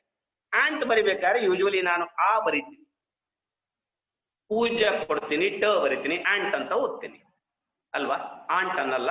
ಇಂಗ್ಲಿಷ್ ಬಂದಾಗ ant ಅಂತೀನಿ. ಸೊ ಕನ್ನಡದಲ್ಲಿ ಅ ಆ ಇ ಈ ಉ ಅಂತ ಏನಿದೆಯೋ ಇವೆಲ್ಲ ಸ್ವರಗಳು. ಈ ಅಮ್ಮುವ ಹಿಂದಿಂದ ಎಲ್ಲಾನು ಅಂತ ಹಿಡ್ಕೋಣ, ಇವೆಲ್ಲ ಸ್ವರಗಳೇ. ಸೊ ಇದರಲ್ಲಿ ಬಂದ್ಬಿಟ್ರೆ ನೀವು ಉಚ್ಚಾರ ಮಾಡುವಂತ ಶಬ್ದ ಡೌಟ್ ಬಂದಾಗ, ಪ್ರತಿಯೊಂದು ನೋಡುವ ಅವಶ್ಯಕತೆ ಇಲ್ಲ, ಡೌಟ್ ಬಂದಾಗ ಇದರಲ್ಲಿ ಬರ್ತ್ ನೋಡಿ, ನಿಮ್ಮ ಶಬ್ದ ಪ್ರಾರಂಭ ಈ ಅ ಆ ಇ ಈ ಉ ಉ ಅವುವರೆಗೆ ಆಗ್ತಾ ಇದ್ರೆ ಅವುಗಳೆಲ್ಲ ಸ್ವರಗಳ ಉಚ್ಚಾರ ಅಂತ ತಿಳ್ಕೊಂಡು ನೀವು ಆನ್ ಅನ್ನುವುದನ್ನ ಬಳಸ್ಬೋದು. ಒಂದು ವೇಳೆ ಅದು ಆಗಲ್ಲ ಅಂತ ಅನ್ಸಿದ್ರೆ ಅವಾಗ ನೀವು ಬೇರೆ ಬಳಸ್ಬೇಕು, ಎ ಅಂತ ಬಳಸ್ಬೇಕು. ನಿಮ್ಗೆ ಉದಾಹರಣೆ ಹೇಳಿದೆ ನಾನು, ಆಂಟ್ ಅನ್ನುವುದು ಏನಿಂದ ಪ್ರಾರಂಭನೂ ಆಗುತ್ತೆ, ಏನು ಉಚ್ಚಾರಣೂ ಆಗುತ್ತೆ. ಯಾಕಂದ್ರೆ ನಾನು ಕನ್ನಡದಲ್ಲಿ ಬರ್ದಿರೋದನ್ನ ಆ ಬರ್ದು ಆದಿಂದ ಪ್ರಾರಂಭ ಮಾಡ್ತೀನಿ. ಈಗ ಇನ್ನೊಂದು ಎಕ್ಸಾಂಪಲ್ಗೆ ಹೋಗೋಣ. ಯೂನಿವರ್ಸಿಟಿ ಅಂತ ಒಂದು ಶಬ್ದ ಇದೆ, ವಿಶ್ವವಿದ್ಯಾಲಯ, ಯೂನಿವರ್ಸಿಟಿ, UNIVERSITY, ಯೂನಿವರ್ಸಿಟಿ. ಇದನ್ನ ನಾನು ಬರೀ ಅಂದ್ರೆ ಈ ಎಲ್ಲಮ್ಮ ಅಂತ ಬರೆಯುವ ಎರಲವಶದ ಯ ಬರಿತೀನಿ, ಯೂನಿವರ್ಸಿಟಿ ಅಂತ ಬರೀಲಿಕ್ಕೆ ಅಲ್ವಾ. ಹಾಗಾದ್ರೆ ಎರಲವಶ ಯು ಇದು ಸ್ವರ ಅಲ್ಲ. ಹಾಗಾದ್ರೆ ಯೂನಿವರ್ಸಿಟಿ ಅಂತ ಹೇಳ್ಬೇಕಾದ್ರೆ ನನಗೆ ಆನ್ ಯೂನಿವರ್ಸಿಟಿ ಅನ್ನುವ ಅಧಿಕಾರ ಗ್ರಾಮರ್ ಕೊಡುವುದಿಲ್ಲ. I have to write she went to a university, not an university. ಯೂದಿಂದ ಪ್ರಾರಂಭ ಆದರೂ ಯೂದು ಉಚ್ಚಾರ ಆಗದೇ ಇರುವ ಉದಾಹರಣೆ ಇದೆ. ಮತ್ತು ಎ ಆನ್ ಇವುಗಳನ್ನು ಬಳಸಬೇಕಾದ್ರೆ ಬಹಳ ಮುಖ್ಯವಾದದ್ದಂದ್ರೆ ನನ್ನ ಮುಂದಿನ ಶಬ್ದ ಸಿಂಗ್ಯುಲರ್ ಇರಬೇಕು, ಏಕವಚನ ಇರಬೇಕು. ಆಂಟ್ ಅನ್ನುವ ಶಬ್ದಕ್ಕೋ ಅಂಬ್ರೆಲ್ಲಾಸ್ ಅನ್ನುವ ಶಬ್ದಕ್ಕೋ ನನಗೆ ಎ ಆನ್ದಲ್ಲಿ ಬಳಸುವ ಸಾಧ್ಯತೆ ಇಲ್ಲ, ಅಲೌ ಮಾಡೋಲ್ಲ grammar. I can write the umbrellas, the ants. ಯಾಕೆಂದ್ರೆ ದ ಅನ್ನುವ ಆರ್ಟಿಕಲ್ ಏಕವಚನಕ್ಕೂ ಹತ್ತುತ್ತೆ, ಬಹುವಚನಕ್ಕೂ ಹತ್ತುತ್ತೆ, ಅದರ ಕಾನೂನು ಬೇರೆ. ಬಟ್ ಎ ಮತ್ತು ಆನ್ ಬಳಸಬೇಕಾದ್ರೆ ನನಗೆ ಅದು ಏಕವಚನನೇ ಇರಬೇಕು. ಏಕವಚನದಲ್ಲಿ ಮತ್ತೆ ಒಂದು ವೇಳೆ ನನ್ನ ಶಬ್ದದ ಪ್ರಾರಂಭದ ಉಚ್ಚಾರ ಸ್ವರ ಅಲ್ಲದೆ ಹೋಗಿದ್ರೆ ಎ ಅಂತ ಬಳಸಬೇಕು, ಸ್ವರದ್ದಾಗಿದ್ರೆ ಆನ್ ಅಂತ ಬಳಸಬೇಕು. ಇಲ್ಲಿ ನಾವು ಬಹಳ ತಪ್ತೀವಿ, ಕನ್ಫ್ಯೂಷನ್ ಇರುತ್ತೆ. Let the things get cleared now. For example, one more, union ಅಂತ ಒಂದು ಶಬ್ದ ಇದೆ. ಯೂನಿಯನ್ ಸಂಘ, ಸಂಘಟನೆ. ಅಲ್ಲಿ ಸ್ಪೆಲ್ಲಿಂಗ್ ಈಸ್ UNION, ಯೂದಿಂದ ಪ್ರಾರಂಭ. ಆದ್ರೆ ಬರೀರಿ ಕನ್ನಡದಲ್ಲಿ ಇದ್ರೆ ಮತ್ತೆ ಎರಲವಶದ ಯು ಬರೀತೀರಿ, ಹೂ ಬರೆಯಲ್ಲ. ಅದೇ ಅಂಬ್ರೆಲ್ಲಾ ಅಂತ ನಿಮ್ಗೊಂದು ಹೇಳಿದ್ನಲ್ಲ ನಾನು, ಅಂಬ್ರೆಲ್ಲಾ. ಅಂಬ್ರೆಲ್ಲಾ ಯೂದಿಂದ ಪ್ರಾರಂಭ, UMBRELLA, ಅಂಬ್ರೆಲ್ಲಾ. ಅದು ಬರೀರಿ ಅಂದ್ರೆ ಕನ್ನಡದಲ್ಲಿ ಅ ಬರ್ಕತ್ತಿ, ಅಂಬ್ರೆಲ್ಲಾ. ಅವಾಗ ಅದನ್ನ ಆನ್ ಅಂಬ್ರೆಲ್ಲಾ ಅಂತೀವಿ. But A university, A union ಅಂತ ಹೇಳಿ. ಅದೇ ರೀತಿ ಮುಂದುವರೆದು ಹೋದ್ರೆ ಅವರ್ ಅಂತ ಒಂದು ಶಬ್ದ ಇದೆ, ಅವರ್, HOUR, ಅವರ್. ಅವರ್ ಅಂದ್ರೆ ಒಂದು ತಾಸು. Wait for dash hour, an hour, a hour ಅಂದಾಗ an hour is the right answer, because even though it is getting started with alphabet H, ಆದ್ರೂನುವೆ ಅದರ ಉಚ್ಚಾರ H ಸೈಲೆಂಟ್ ಆಗಿ ಓದಿಂದ ಆಗತ್ತೆ. ವೇಟ್ ಫಾರ್ ಆನ್ ಅವರ್ ಅಂದಾಗ ನೀವು ಕನ್ನಡದಲ್ಲಿ ಬರ್ದು ನೋಡಿ, ಅವರ್ ಶಬ್ದ ಅದಿಂದ ಬರೀತೀರಿ, ಅವರ್ ಅಂತ ಹೇಳಿ, ಅವರ್. ಸೊ ಆಗ ಅದು ವೇಟ್ ಫಾರ್ ಆನ್ ಅವರ್ ಅಂತ ಆಗುತ್ತೆ. It is an honour to speak in front of you. ನಿಮ್ಮ ಮುಂದೆ ಮಾತನಾಡುವುದು ಒಂದು ಗೌರವದ ವಿಷಯ ಅಂತ ನಾನು ಹೇಳಬೇಕಾಗಿದ್ರೆ ಆನರ್, HONOUR. ಬಟ್ ಈ H ನಾನು ಉಚ್ಚಾರ ಮಾಡ್ಬೇಕಾದ್ರೆ ಇರಲ್ಲ, ಆನರ್ ಅಂತೀನಿ. ಆನರ್ ಬರೀರಿ ಅಂದ್ರೆ ಆ ಅಂತ ಉಚ್ಚಾರ, ಅಥವಾ ಆದಿಂದ ಕನ್ನಡದಲ್ಲಿ ಬರೀತೀನಿ. ಅದಕ್ಕೆ ಇಟ್ ಈಸ್ ಆನ್ ಆನರ್ ಅಂತೀನಿ, ಇಟ್ ಈಸ್ ಎ ಆನರ್ ಅಲ್ಲ. ಸೊ ಕೊನೆಯದಾಗಿ ಇದರಲ್ಲಿ ಲಕ್ಷ್ಯ ಕೊಡಬೇಕು ಅಂದ್ರೆ,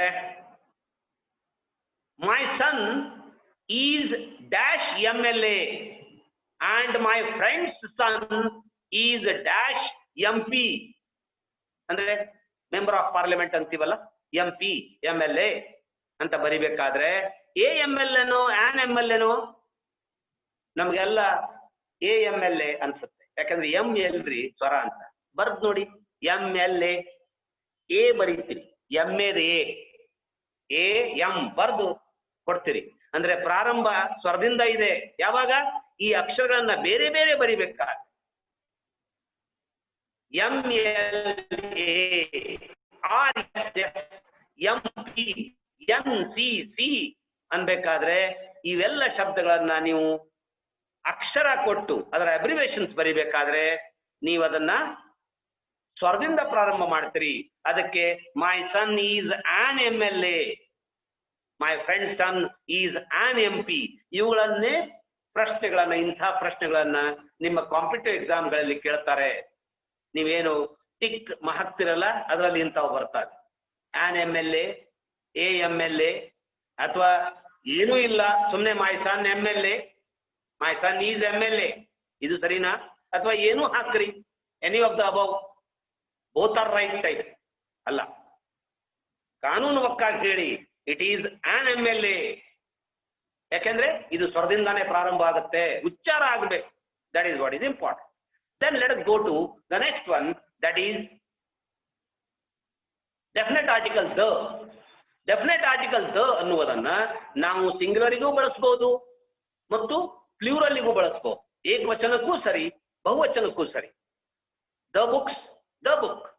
ಆಮೇಲೆ ಅದು ಸ್ವರದಿಂದಾನು ಪ್ರಾರಂಭ ಆಗಿರ್ಲಿ ಅಥವಾ ವ್ಯಂಜನದಿಂದಾನು ಪ್ರಾರಂಭ ಆಗಿರ್ಲಿ, ಇಟ್ ಡಸಂಟ್ ಕೇರ್.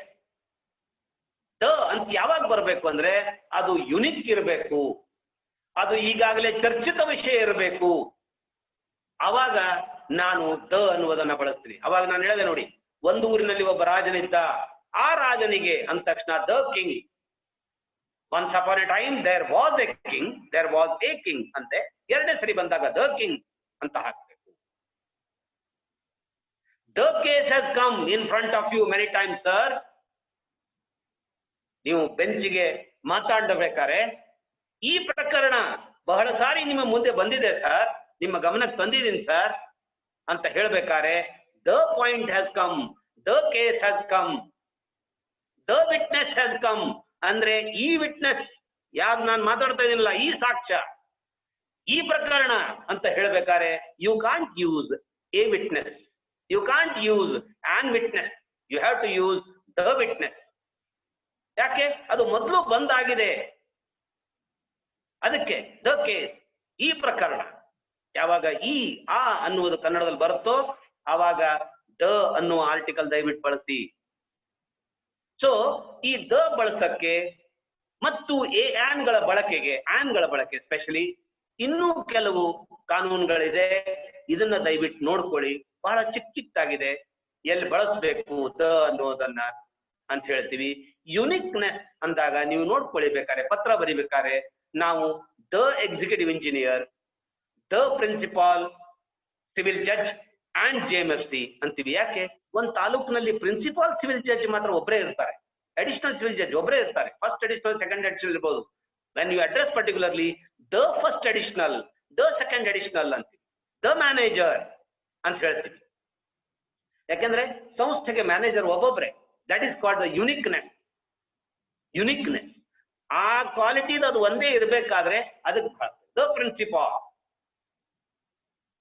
ಟೀಚರ್ ಬೇಕಾದಷ್ಟು ಇರ್ಬೋದು. I met a teacher, but I met a principal ಆಗಲ್ಲ. ಯಾಕಂದ್ರೆ ಇಡೀ ಶಾಲೆಗೆ ಒಬ್ಬರೇ ಅವರು. I met the principal. ಈ ಡಿಫರೆನ್ಸ್ ಅನ್ನ ಸರಿಯಾಗಿ ನೋಡಿಕೊಂಡು ತಿಳ್ಕೊಂಡು ದಯವಿಟ್ಟು ಬಳಸಿ. That gives you an additional information or correctness. Next comes the sentence. As I told you, ನಾನು ನೆಕ್ಸ್ಟ್ ಹೋಗ್ಬೇಕಾಗಿದ್ದು ಸೆಂಟೆನ್ಸ್ ಗಿಂತ ಮುಂಚೆ ಲೆಟ್ ಮಿ ಕವರ್ ಎಪಾಸ್ಟ್ರೋಫ್ ಅಂತ ಒಂದು ಸಣ್ಣ ಚಾಪ್ಟರ್ ಇದೆ. ಎಪಾಸ್ಟ್ರೋಫ್ ಇದು ಒಂದು ಅಲಂಕಾರನೂ ಹೌದು, ಬಟ್ ಇಲ್ಲಿ ನಾನು ಮಾತಾಡ್ತಾ ಎಪಾಸ್ಟ್ರೋಫ್ ಅದಲ್ಲ. ಎಪಾಸ್ಟ್ರೋಫ್ ಎಸ್ ಅಂತ ಬಳಸ್ತೀವಿ ನೋಡಿ. ಹೇಗೆ ಅಂದ್ರೆ, ಈಗ ರಾಮನ ಟೊಪ್ಪಿಗೆ ಅಂತ ಹೇಳಬೇಕಾದ್ರೆ ನಾವು ರಾಮಾಸ್ ಕ್ಯಾಪ್ ಅಂತ ಹೇಳ್ತೀವಿ. ಫಾದರ್ಸ್ ಶರ್ಟ್ ಅಲ್ವಾ? ಸೊ ಹೀಗೆ ಹೇಳಬೇಕಾದ್ರೆ ನಾವೆಲ್ಲ ಸ್ವಲ್ಪ ಹಿಂದೆ ಹೋಗಿ ಯೋಚನೆ ಮಾಡೋಣ. ನಮ್ಮ ಶಾಲೆಯ ಹೆಸರು, ನಾವು ನಿಬಂಧ ಬರೀತಿದ್ವಿ, ನಮ್ಮ ಶಾಲೆ ನಾವೆಲ್ಲರೂ ಬರ್ಕೊಂಡ್ ಬಂದಿದೀವಿ 7ನೇ ತಕ್ಕ 8ನೇ ತಕ್ಕ, ಮೈ ಸ್ಕೂಲ್.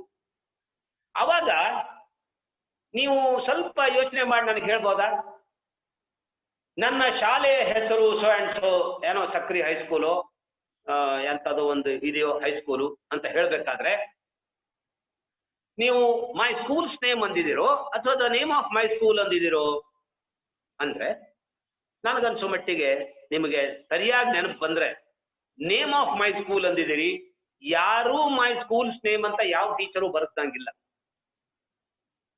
ಅದನ್ನೇ ಫಾದರ್ಸ್ ನೇಮ್ ಅನ್ಬೇಕಾದ್ರೆ ನೇಮ್ ಆಫ್ ಮೈ ಫಾದರ್ ಅಂತಾನೂ ಯಾರು ಬರ್ದಿಲ್ಲ. ಏನ್ ಅಂತರ ಹಾಗಿದ್ರಿ ಇದು? ಈ ಎಪಾಸ್ಟ್ರಫಿ ಅಂದ್ರೆ ಗೊತ್ತಾಯ್ತಾ ನಿಮ್ಗೆ? ಲೈಕ್ ರಾಮ, RAMA, ಮೇಲೊಂದು ಉಲ್ಟಾ ಕಾಮ ಕೊಡ್ತೀವಿ, ಆಮೇಲೆ ಎಸ್ ಬರೀತೀವಿ. ರಾಮಾನ್, ರಾಮನ ತಪ್ಪಿಗೆ. ಸೀತಾಳ ಪೆನ್ನು, ಸೀತಾಳ್ ಪೆನ್ ಅಂದಾಗೆ ಶಾಲೆಯ ಹೆಸರು, ಸ್ಕೂಲ್ಸ್ ನೇಮ್ ಅಂದಿಲ್ಲ, ನೇಮ್ ಆಫ್ ದ ಸ್ಕೂಲ್ ಅಂತೀವಿ. ಹಾಗಿದ್ರೆ ಇದಕ್ಕೆ ಒಂದು ಏನು ರೂಲ್ ಇದೆಯೋ ಅದಂದ್ರೆ ಜೀವಂತ ವಸ್ತು ಇದ್ದರೆ ಮಾತ್ರ ಈ ಎಪಾಸ್ಟ್ರಫಿಯನ್ನ ಬಳಸಬೇಕು. ಓಕೆ, ರಾಮ ಇದು ಜೀವಂತ, ಬ್ರದರ್ ಇದು ಜೀವಂತ, ಫಾದರ್ ಇದು ಜೀವಂತ. So father's car or father's scooter ಅಂದಾಗ FATHER ಎಪಾಸ್ಟ್ರಫಿ ಆಗ್ತೀವಿ. ಅದನ್ನೇ ನಾವು ನಿರ್ಜೀವ ವಸ್ತುವಿಗೆ ಬಂದಾಗ, ಲೆಟ್ ಅಸ್ ಸೇ ತಪ್ಪಿಗೆಯ ಬಣ್ಣ, ಕ್ಯಾಪ್ ಕಲರ್ ತಪ್ಪು. ಯಾಕೆ? ಕ್ಯಾಪ್ ನಿರ್ಜೀವ, ಕ್ಯಾಪಿಗೆ ಜೀವ ಇಲ್ಲ. ತಪ್ಪಿಗೆಯ ಬಣ್ಣ, colour of the cap. It is my father's bag or say my father's car. ಇದು ನನ್ನ ತಂದೆಯ ಕಾರು, ಕಾರಿನ ಬಣ್ಣ ಕಾರ್ ಕಲರ್ ಆಗಲ್ಲ, colour of the car is white. ಇದನ್ನ ನೆನ್ಪಿಡ್ಬೇಕು. ಇಲ್ಲಿ ಬಹಳ ತಪ್ತೀವಿ. ಎರಡನೇ ಕಾನೂನು ಏನ್ ಹೇಳುತ್ತೆ ಅಂದ್ರೆ, ಎಲ್ಲಿ ಶಬ್ದ ಎಸ್, ಜೆ, ಝಡ್ ಗಳಂತಹ ಅಕ್ಷರಗಳಿಂದ ಕೊನೆಗೊಂಡು ಕೊನೆಗೆ ಸ ಅನ್ನುವ ಉಚ್ಚಾರ ಮಾಡಬೇಕಾಗುತ್ತೋ ಆವಾಗ ನಾವು ಅದಕ್ಕೆ ಎಪಾಸ್ಟ್ರಫಿ ಕೊಡುವಂತಹ ಹೊತ್ತು ಬಂದ್ರೆ ಆವಾಗ ಏನ್ ಮಾಡಬೇಕು ಅನ್ನುವ ಒಂದು ದೊಡ್ಡ ಪ್ರಶ್ನೆ ಅಥವಾ ತಪ್ಪು ನಮ್ಮಿಂದೆಲ್ಲ ಆಗತ್ತೆ. ಫಾರ್ ಎಕ್ಸಾಂಪಲ್, ಸುಹಾಸನ ಮನೆ, Suhas SUHAS ending with S. ಸುಹಾಸನ ಮನೆ ಅಂದಾಗ ನಾವೇನ್ ಮಾಡ್ತೀವಿ ಯೂಶುವಲಿ? ಈ ಒಂದು ಕಾಯ್ದೆ ಹೇಳಿದ್ರಿ ಸರ್ ನೀವು, ಸುಹಾಸ ಜೀವಂತವಾಗಿದ್ದಾನೆ, HUHAS ಎಪಾಸ್ಟ್ರಫಿ ಎಸ್. ಈಗ ಬರ್ದ್ರೆ ತಪ್ಪು. ಸುಹಾಸಸ್ ಹೌಸ್ ಅಂತ ಹೇಳ್ಬೇಕಾಗುತ್ತಲ್ಲ, ಅವಾಗ ನಮಗೆ ಸುಹಾಸದ ಏನ್ ಎಪಾಸ್ಟ್ರಫಿ ಎಸ್ ಕೊಟ್ವಿ ಅದು ಉಚ್ಚಾರ ಮಾಡಕ್ಕಾಗಲ್ಲ. ಒಂದು ವೇಳೆ ಸುಹಾಸನ ಮನೆ ಅಂದ್ರೆ ಎಸ್ನಿಂದ ಕೊನೆಗೊಳ್ಳುವ ಶಬ್ದಗಳು ಬಂದು ಅವರ ಮನೆ ಅಂತ ಹೇಳ್ಬೇಕು ಅಂತ ಆಗಿದ್ರೆ ನಿಮ್ಗೆ ಅವಾಗ SUHAS ಬರೀರಿ, ಮೇಲೆ ಅಪಾಸ್ಟ್ರಫೆ ಕೊಡಿ, ಬಿಟ್ಬಿಡಿ. ಅವಾಗ ನಾವು ಅದನ್ನ ಉಚ್ಚಾರನ ಸುಹಾಸ್ ಹೌಸ್ ಅಂತಾನೆ ಹೇಳ್ತೀವಿ. ಆದ್ರೆ ಬರೀ ಸುಹಾಸ್ ಅಂತ ನಾವು ಬರಿಬೇಕಾದ್ರೆ ಈಗ ನೋಡಿ ಸ್ವಲ್ಪ ಅದನ್ನ ಸರಿಯಾಗಿ ತಿಳ್ಕೊಳ್ಳಿ. ಸುಹಾಸನ ಮನೆ SUHAS ಸುಹಾಸ್, ಹೋಮ್ HOME ಅಂದ್ರೆ ಸುಹಾಸ ಮನೆ. ನಾವ್ ಹೀಗೆ ಮಾತಾಡಲ್ಲ, ಸುಹಾಸ ಮನೆ ಅಲ್ಲ, ಸುಹಾಸನ ಅನ್ನುವ ಪ್ರತ್ಯಯ ಬರ್ಬೇಕಾದ್ರೆ ಎಪಾಸ್ಟ್ರಫೆ ಬರಲೇಬೇಕು. ಬಟ್ ಎಪಾಸ್ಟ್ರಫೆ ಹಚ್ಚತಕ್ಕದ್ದಲ್ಲ. ಅದೇ ಒಂದು ವೇಳೆ ಯಾವುದೋ ಮೋಹನ್ ಅಂತ ಇದ್ದ, ಮೋಹನನ ಮನೆ ಮೋಹನ್ಸ್, ನನಗೆ ಉಚ್ಚಾರ ಮಾಡ್ಲಿಕ್ಕೆ ಈಸಿ ಇದೆ ಯಾಕಂದ್ರೆ ಅದು ಎಂದಿಂದ ಕೊನೆಗೊಳ್ತಾ ಇದೆ. Mohan's house I can right. Suhas ಹಿಂಗೆ ಹಿಸ್ಟಿಂಗ್ ನಾಯ್ಸ್ ಬರುತ್ತೆ, ಅದಕ್ಕೆ ಹಚ್ಚಬಾರ್ದು ಅಂತ ಒಂದು ಕಾನೂನು. ಇದನ್ನ ಎಲ್ಲಿ ತಪ್ತೀವಿ ಅಂದ್ರೆ ಆಫೀಸರ್ಸ್ ಕ್ವಾರ್ಟರ್ಸ್ ಅಂತ ಬರೀತಾರೆ ಎಲ್ಲ ಕಡೆ. ನಮಗೆ ಬೇಕಾಗುವಂತ ಶಬ್ದ ಇದು, ನಾವು ದಿನಪ್ರತಿ ನೋಡುವಂತದ್ದು. ಆಫೀಸರ್ಸ್ ಕ್ವಾರ್ಟರ್ಸ್, ಅದಕ್ಕಿಂತ ನೋಡಿ ಗರ್ಲ್ಸ್ ಹಾಸ್ಟೆಲ್, ಬಾಯ್ಸ್ ಹಾಸ್ಟೆಲ್ ಅಂತ ಇರುತ್ತೆ ಊರಲ್ಲಿ. ಸ್ವಲ್ಪ ಗಮನ ಕೊಟ್ಟು ನೋಡಿ. ಮ್ಯಾಕ್ಸಿಮಮ್ ಕಡೆ ಈ ತಲೆ ಹೊಡ್ತಾನೆ ಬೇಡ ಗ್ರಾಮರ್ ಅಂತವರು BOYS ಬಾಯ್ಸ್ ಹಾಸ್ಟೆಲ್ ಅಂತ ಸಿಮೆಂಟ್ಸ್ ನಲ್ಲೇ ಕೊರ್ಬಿಟ್ಟಿರ್ತಾರೆ ಬೇಕಾದ್ರೆ. ಯಾಕಂದ್ರೆ ಬಾಯ್ BOYS ಕೊಟ್ರೆ ಹುಡುಗನ ವಸತಿ ಗೃಹ ಅಂದ್ರೆ ಒಂದೇ ಹುಡುಗ ಇರ್ತಾನ, ಬೇಡ. BOYS ಬಾಯ್ಸ್ ಮುಂದೆ ಎಪಾಸ್ಟ್ರಫಿ ಬರೆದು ಬಿಟ್ರೆ ಎಸ್ತಿಂದ ಕೊನೆಗೊಳ್ಳ ಎಪಾಸ್ಟ್ರಫಿ ಎಸ್ ಬರಿಬೇಡ ಅಂತೀರಿ, ಯಾಕಂದ್ರೆ ಅದು ಉಚ್ಚಾರಕ್ಕೆ ಬರಲ್ಲ ಅಂತ. ಅದಕ್ಕೆ ಸುಮ್ಮನೆ BOYS ಬಾಯ್ಸ್ ಹಾಸ್ಟೆಲ್ ಇಷ್ಟೇ ಬರೆದಿರ್ತಾರೆ. ಅಂದ್ರೆ ಹುಡುಗರು ಹಾಸ್ಟೆಲ್ ವಸತಿಗೃಹ, ಹುಡುಗಿಯರು ವಸತಿಗೃಹ. ಲೇಡೀಸ್ ಹಾಸ್ಟೆಲ್ ಇದು ಹಾಗೇನೆ, ಲೇಡೀಸ್ ಟೇಲರ್ ಇದು ಹಾಗೇನೆ. ಲೇಡಿ ಎಲ್ಲ ಟೇಲರ್ ಬಿಡಿ, ಪಾಪ ಟೇಲರಿಗೆ ಬಟ್ಟೆ ಹೊಲಿಯೋ ಜ್ಞಾನ ಇರುತ್ತೆ, ಗ್ರಾಮರ್ ಅವನು ತಗೊಂಡು ಏನು ಬೆಂಕಿ ಹಚ್ಚಬೇಕಾಗಿದೆ ಬಿಡಿ, ಅವನ ಅವಶ್ಯಕತೆ ಇಲ್ಲ. ಆದ್ರೆ ನಾವು ವಿದ್ಯಾವಂತರು ಗರ್ಲ್ಸ್ ಕಾಲೇಜ್, ಲೇಡೀಸ್ ಕಾಲೇಜ್ ಅನ್ನುವರು LADIES ಎಪಾಸ್ಟ್ರಫೆ ಬರಿಬೇಕು. ಅವಾಗ ಲೇಡೀಸ್ ಹಾಸ್ಟೆಲ್ ಅಥವಾ ladies college, ladies evening college ಅಂತ ಆಗ್ಬೋದು. ಎಪಾಸ್ಟ್ರಫೆ ಎಸ್ ಬರ್ಲಿಕ್ಕಿಲ್ಲ, ಯಾಕಂದ್ರೆ ಕೊನೆಗೊಳ್ಳೋದು ಎಸ್ ಇಂದ ಇದೆ. ಎಪಾಸ್ಟ್ರಫೆ ಎಸ್ ಬರ್ಲಿಕ್ಕಿಲ್ಲ, ಕೇವಲ ಎಪಾಸ್ಟ್ರಫೆ. ಇದನ್ನ ಎಲ್ಲ ಕಡೆ ನೋಡಿ ಈ ತಪ್ಪು ಸಿಮೆಂಟ್ ಅಲ್ಲಿ ಕೊರೆದು ಮಾಡಿರ್ತೀವಿ, ಯಾಕಂದ್ರೆ ವಿ ಹ್ಯಾವ್ ನೆಗ್ಲೆಕ್ಟೆಡ್. ಹೀಗಿಲ್ಲ. ಓಕೆ, ಅದಕ್ಕೆ ಎಲ್ಲಿ ಈಗ ನೋಡಿ ಮೆನ್ಸ್ ಟೇಲರ್ ಬರಿಬಹುದು, MEN ಎಂದಿಂದ ಕೊನೆಗೊಳ್ತಾ ಇದೆ, ಎಪಾಸ್ಟ್ರಫೆ ಎಸ್, ಮೆನ್ಸ್ ಟೇಲರ್ ಅಲ್ಲಿ ಬರಿಬಹುದು. Ladies you can't write, ladies hostel right. ಇದು ಎಪಾಸ್ಟ್ರಫೆ ಬಗ್ಗೆ ತಿಳ್ಕೋಬೇಕಾದಂತ ರೂಲ್ಸ್ಗಳು. Then I come, as I told you that I will come to the sentence and its construction. ಏನು ನಮಗೆ ತೊಂದರೆ ಆಗ್ತದೆ ಇಂಗ್ಲಿಷ್ ಇಂದ ಕನ್ನಡಕ್ಕೆ, ಕನ್ನಡದಿಂದ ಇಂಗ್ಲಿಷ್ಗೆ ಅಂತ ನೋಡ್ಕೊಳ್ಳಿ. ಮೊದಲು ಒಂದು ಸಿಂಪಲ್ ಸೆಂಟೆನ್ಸ್ ನಾನು ತಗೊಂಡು ನಿಮ್ಗೆ ಹೇಳ್ತೀನಿ. ರಾಮ ಹಣ್ಣನ್ನು ತಿನ್ನುತ್ತಾನೆ, ರಾಮ ಫಲ್ ಖಾತಾ ಹೈ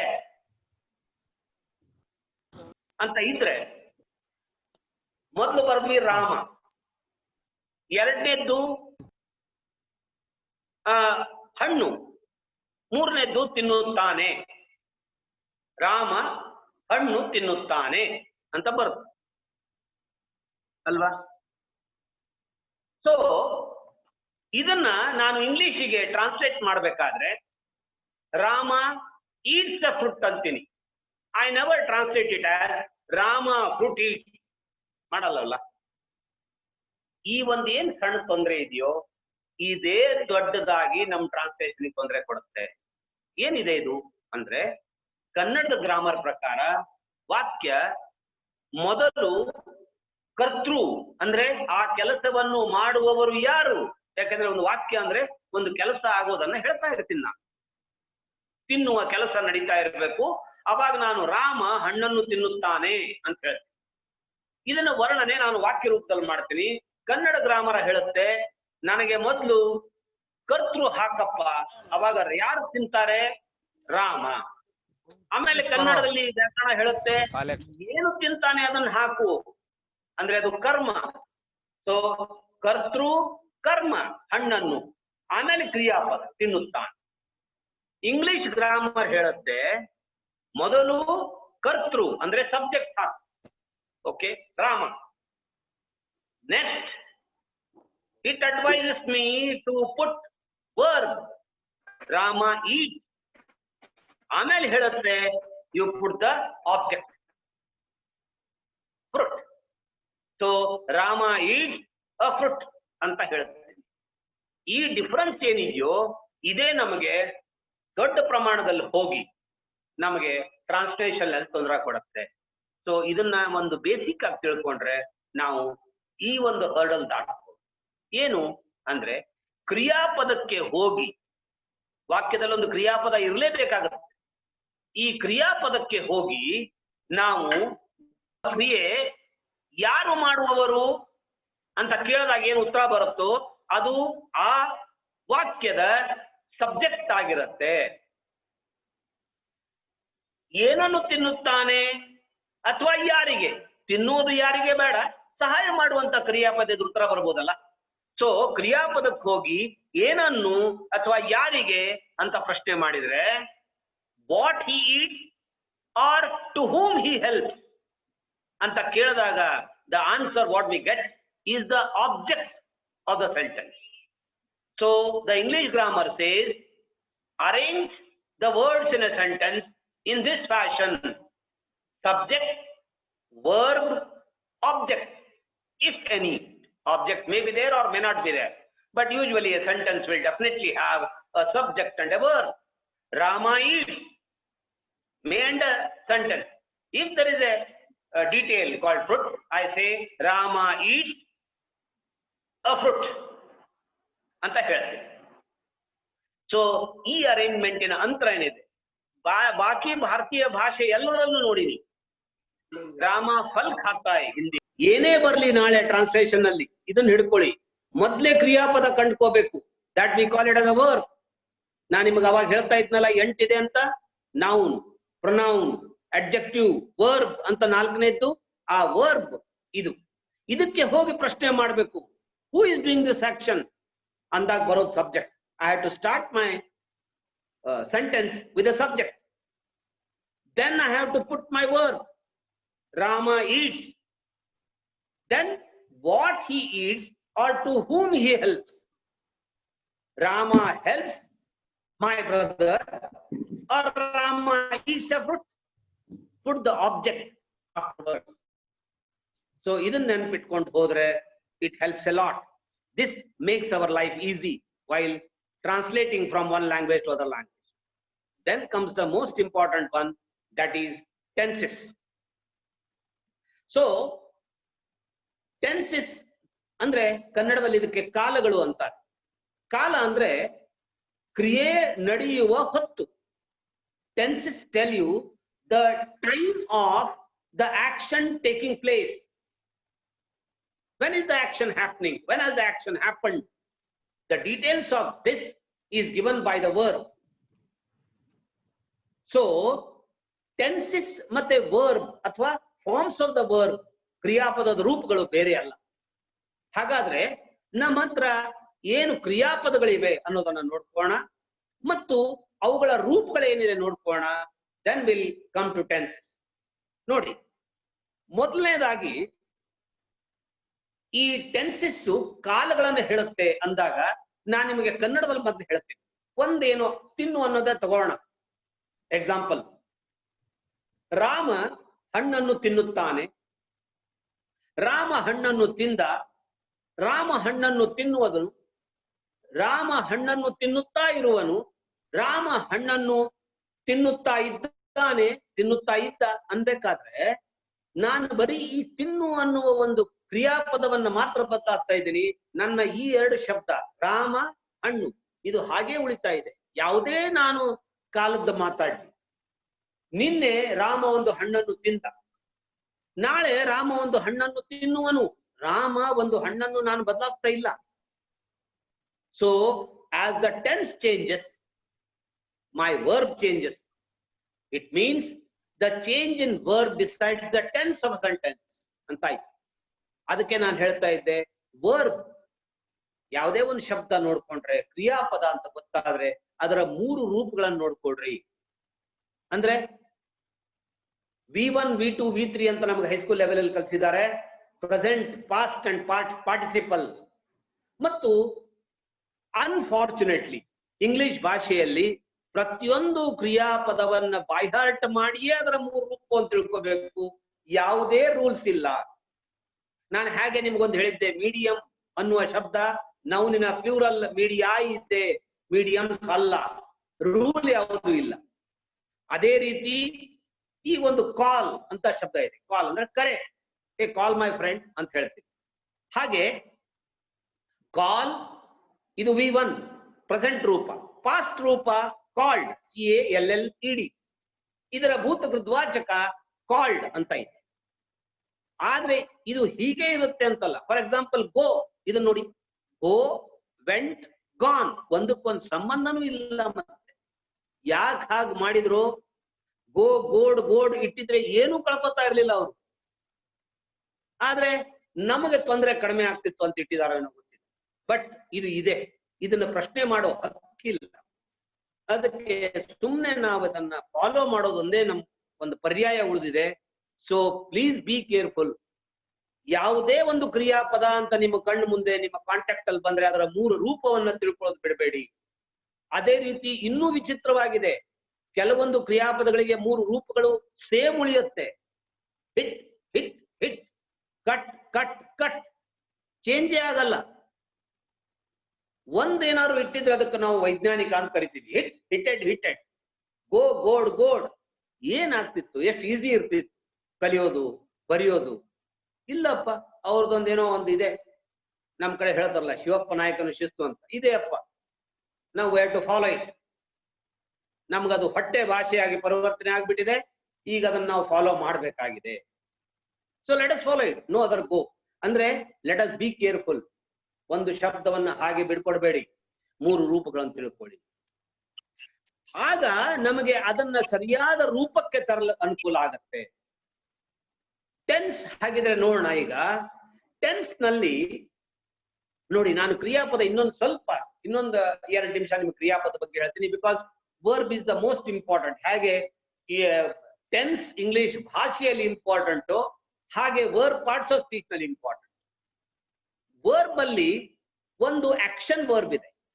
ಅಂದ್ರೆ ತಿನ್ನು, ಕುಡಿ, ಮಲಗು, ಓಡು, ಓದು, ಇವೆಲ್ಲ action. Some action is happening. ಒಂದು ಟು ಬಿ ಕ್ರಿಯಾಪದಗಳು ಅಂತ ಇದೆ. ಟು ಬಿ ಕ್ರಿಯಾಪದಗಳು ಅಂದ್ರೆ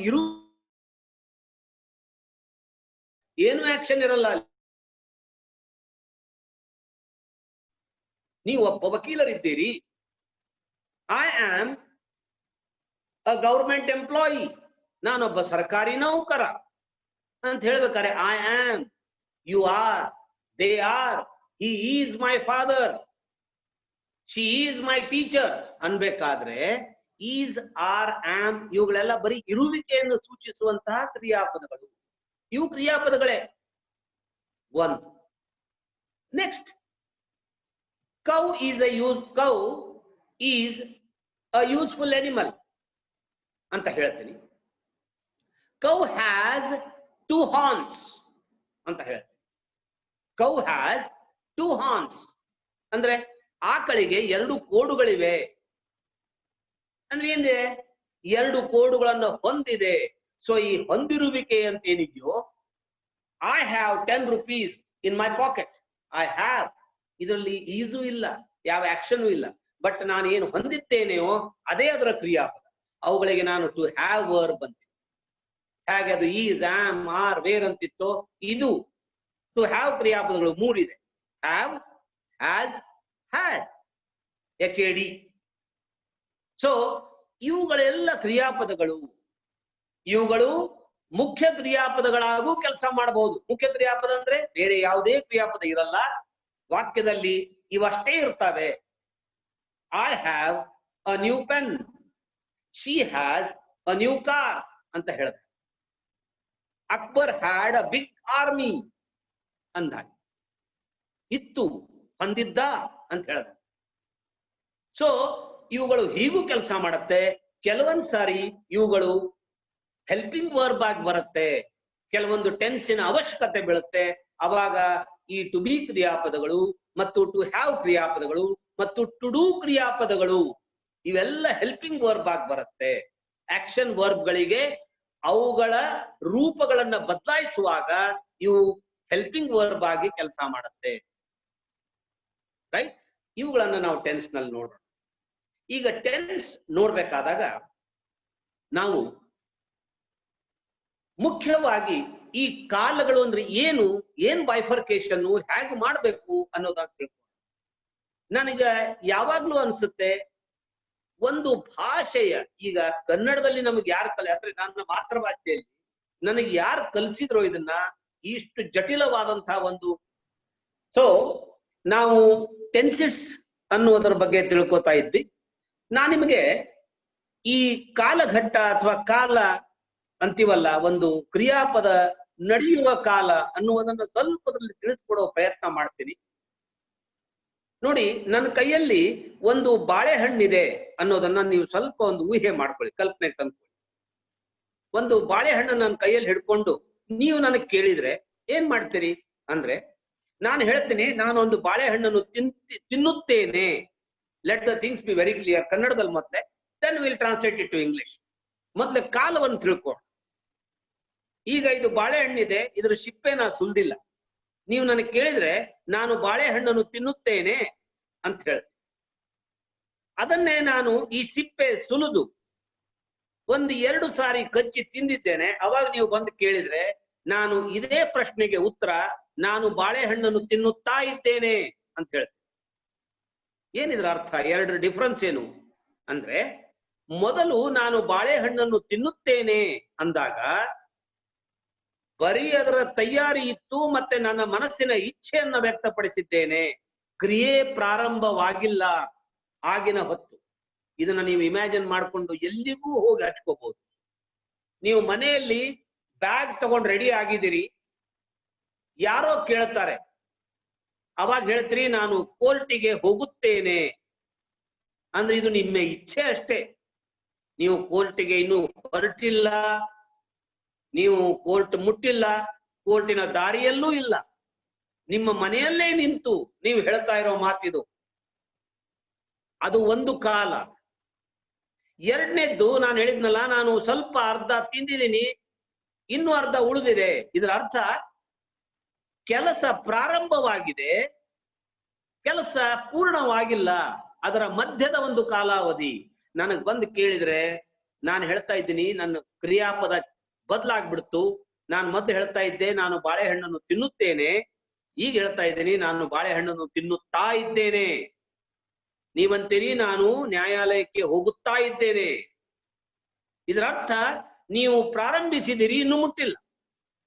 ಜನರಲೈಸ್ ಮಾಡಿದ್ರೆ ಕೆಲಸ ಪ್ರಾರಂಭವಾಗಿದೆ, ಪೂರ್ಣಗೊಂಡಿಲ್ಲ. ಇದು ಒಂದು ಘಟ್ಟ. ಮೂರನೇದ್ದು, ನಾನು ಪೂರ್ತಿ ತಿಂದಿದ್ದೀನಿ, ಸಿಪ್ಪೆ ಕೆಳಗೆ ಬಿಸಾಕ್ದೆ, ಟಪ್ ಅಂತ ಆವಾಜ್ ಬಂತು. ಅವಾಗ ನೀನು ನಾನು ಕೇಳಿದ್ರೆ ನಾನು ಹೇಳ್ತೀನಿ ನಾನು ಬಾಳೆಹಣ್ಣನ್ನು ತಿಂದಿದ್ದೇನೆ. ಇದರ ಅರ್ಥ ಏನು? ಈಗ ತಾನೇ ಕೆಲಸ ಮುಗಿದಿದೆ. ಇದು ಮೂರನೇ ಕಾಲ. ಇದು ನಾನು ನ್ಯಾಯಾಲಯಕ್ಕೆ ಮುಟ್ಟಿದ್ದೇನೆ, ಬಂದಿದ್ದೇನೆ, ಹೋಗಿದ್ದೇನೆ.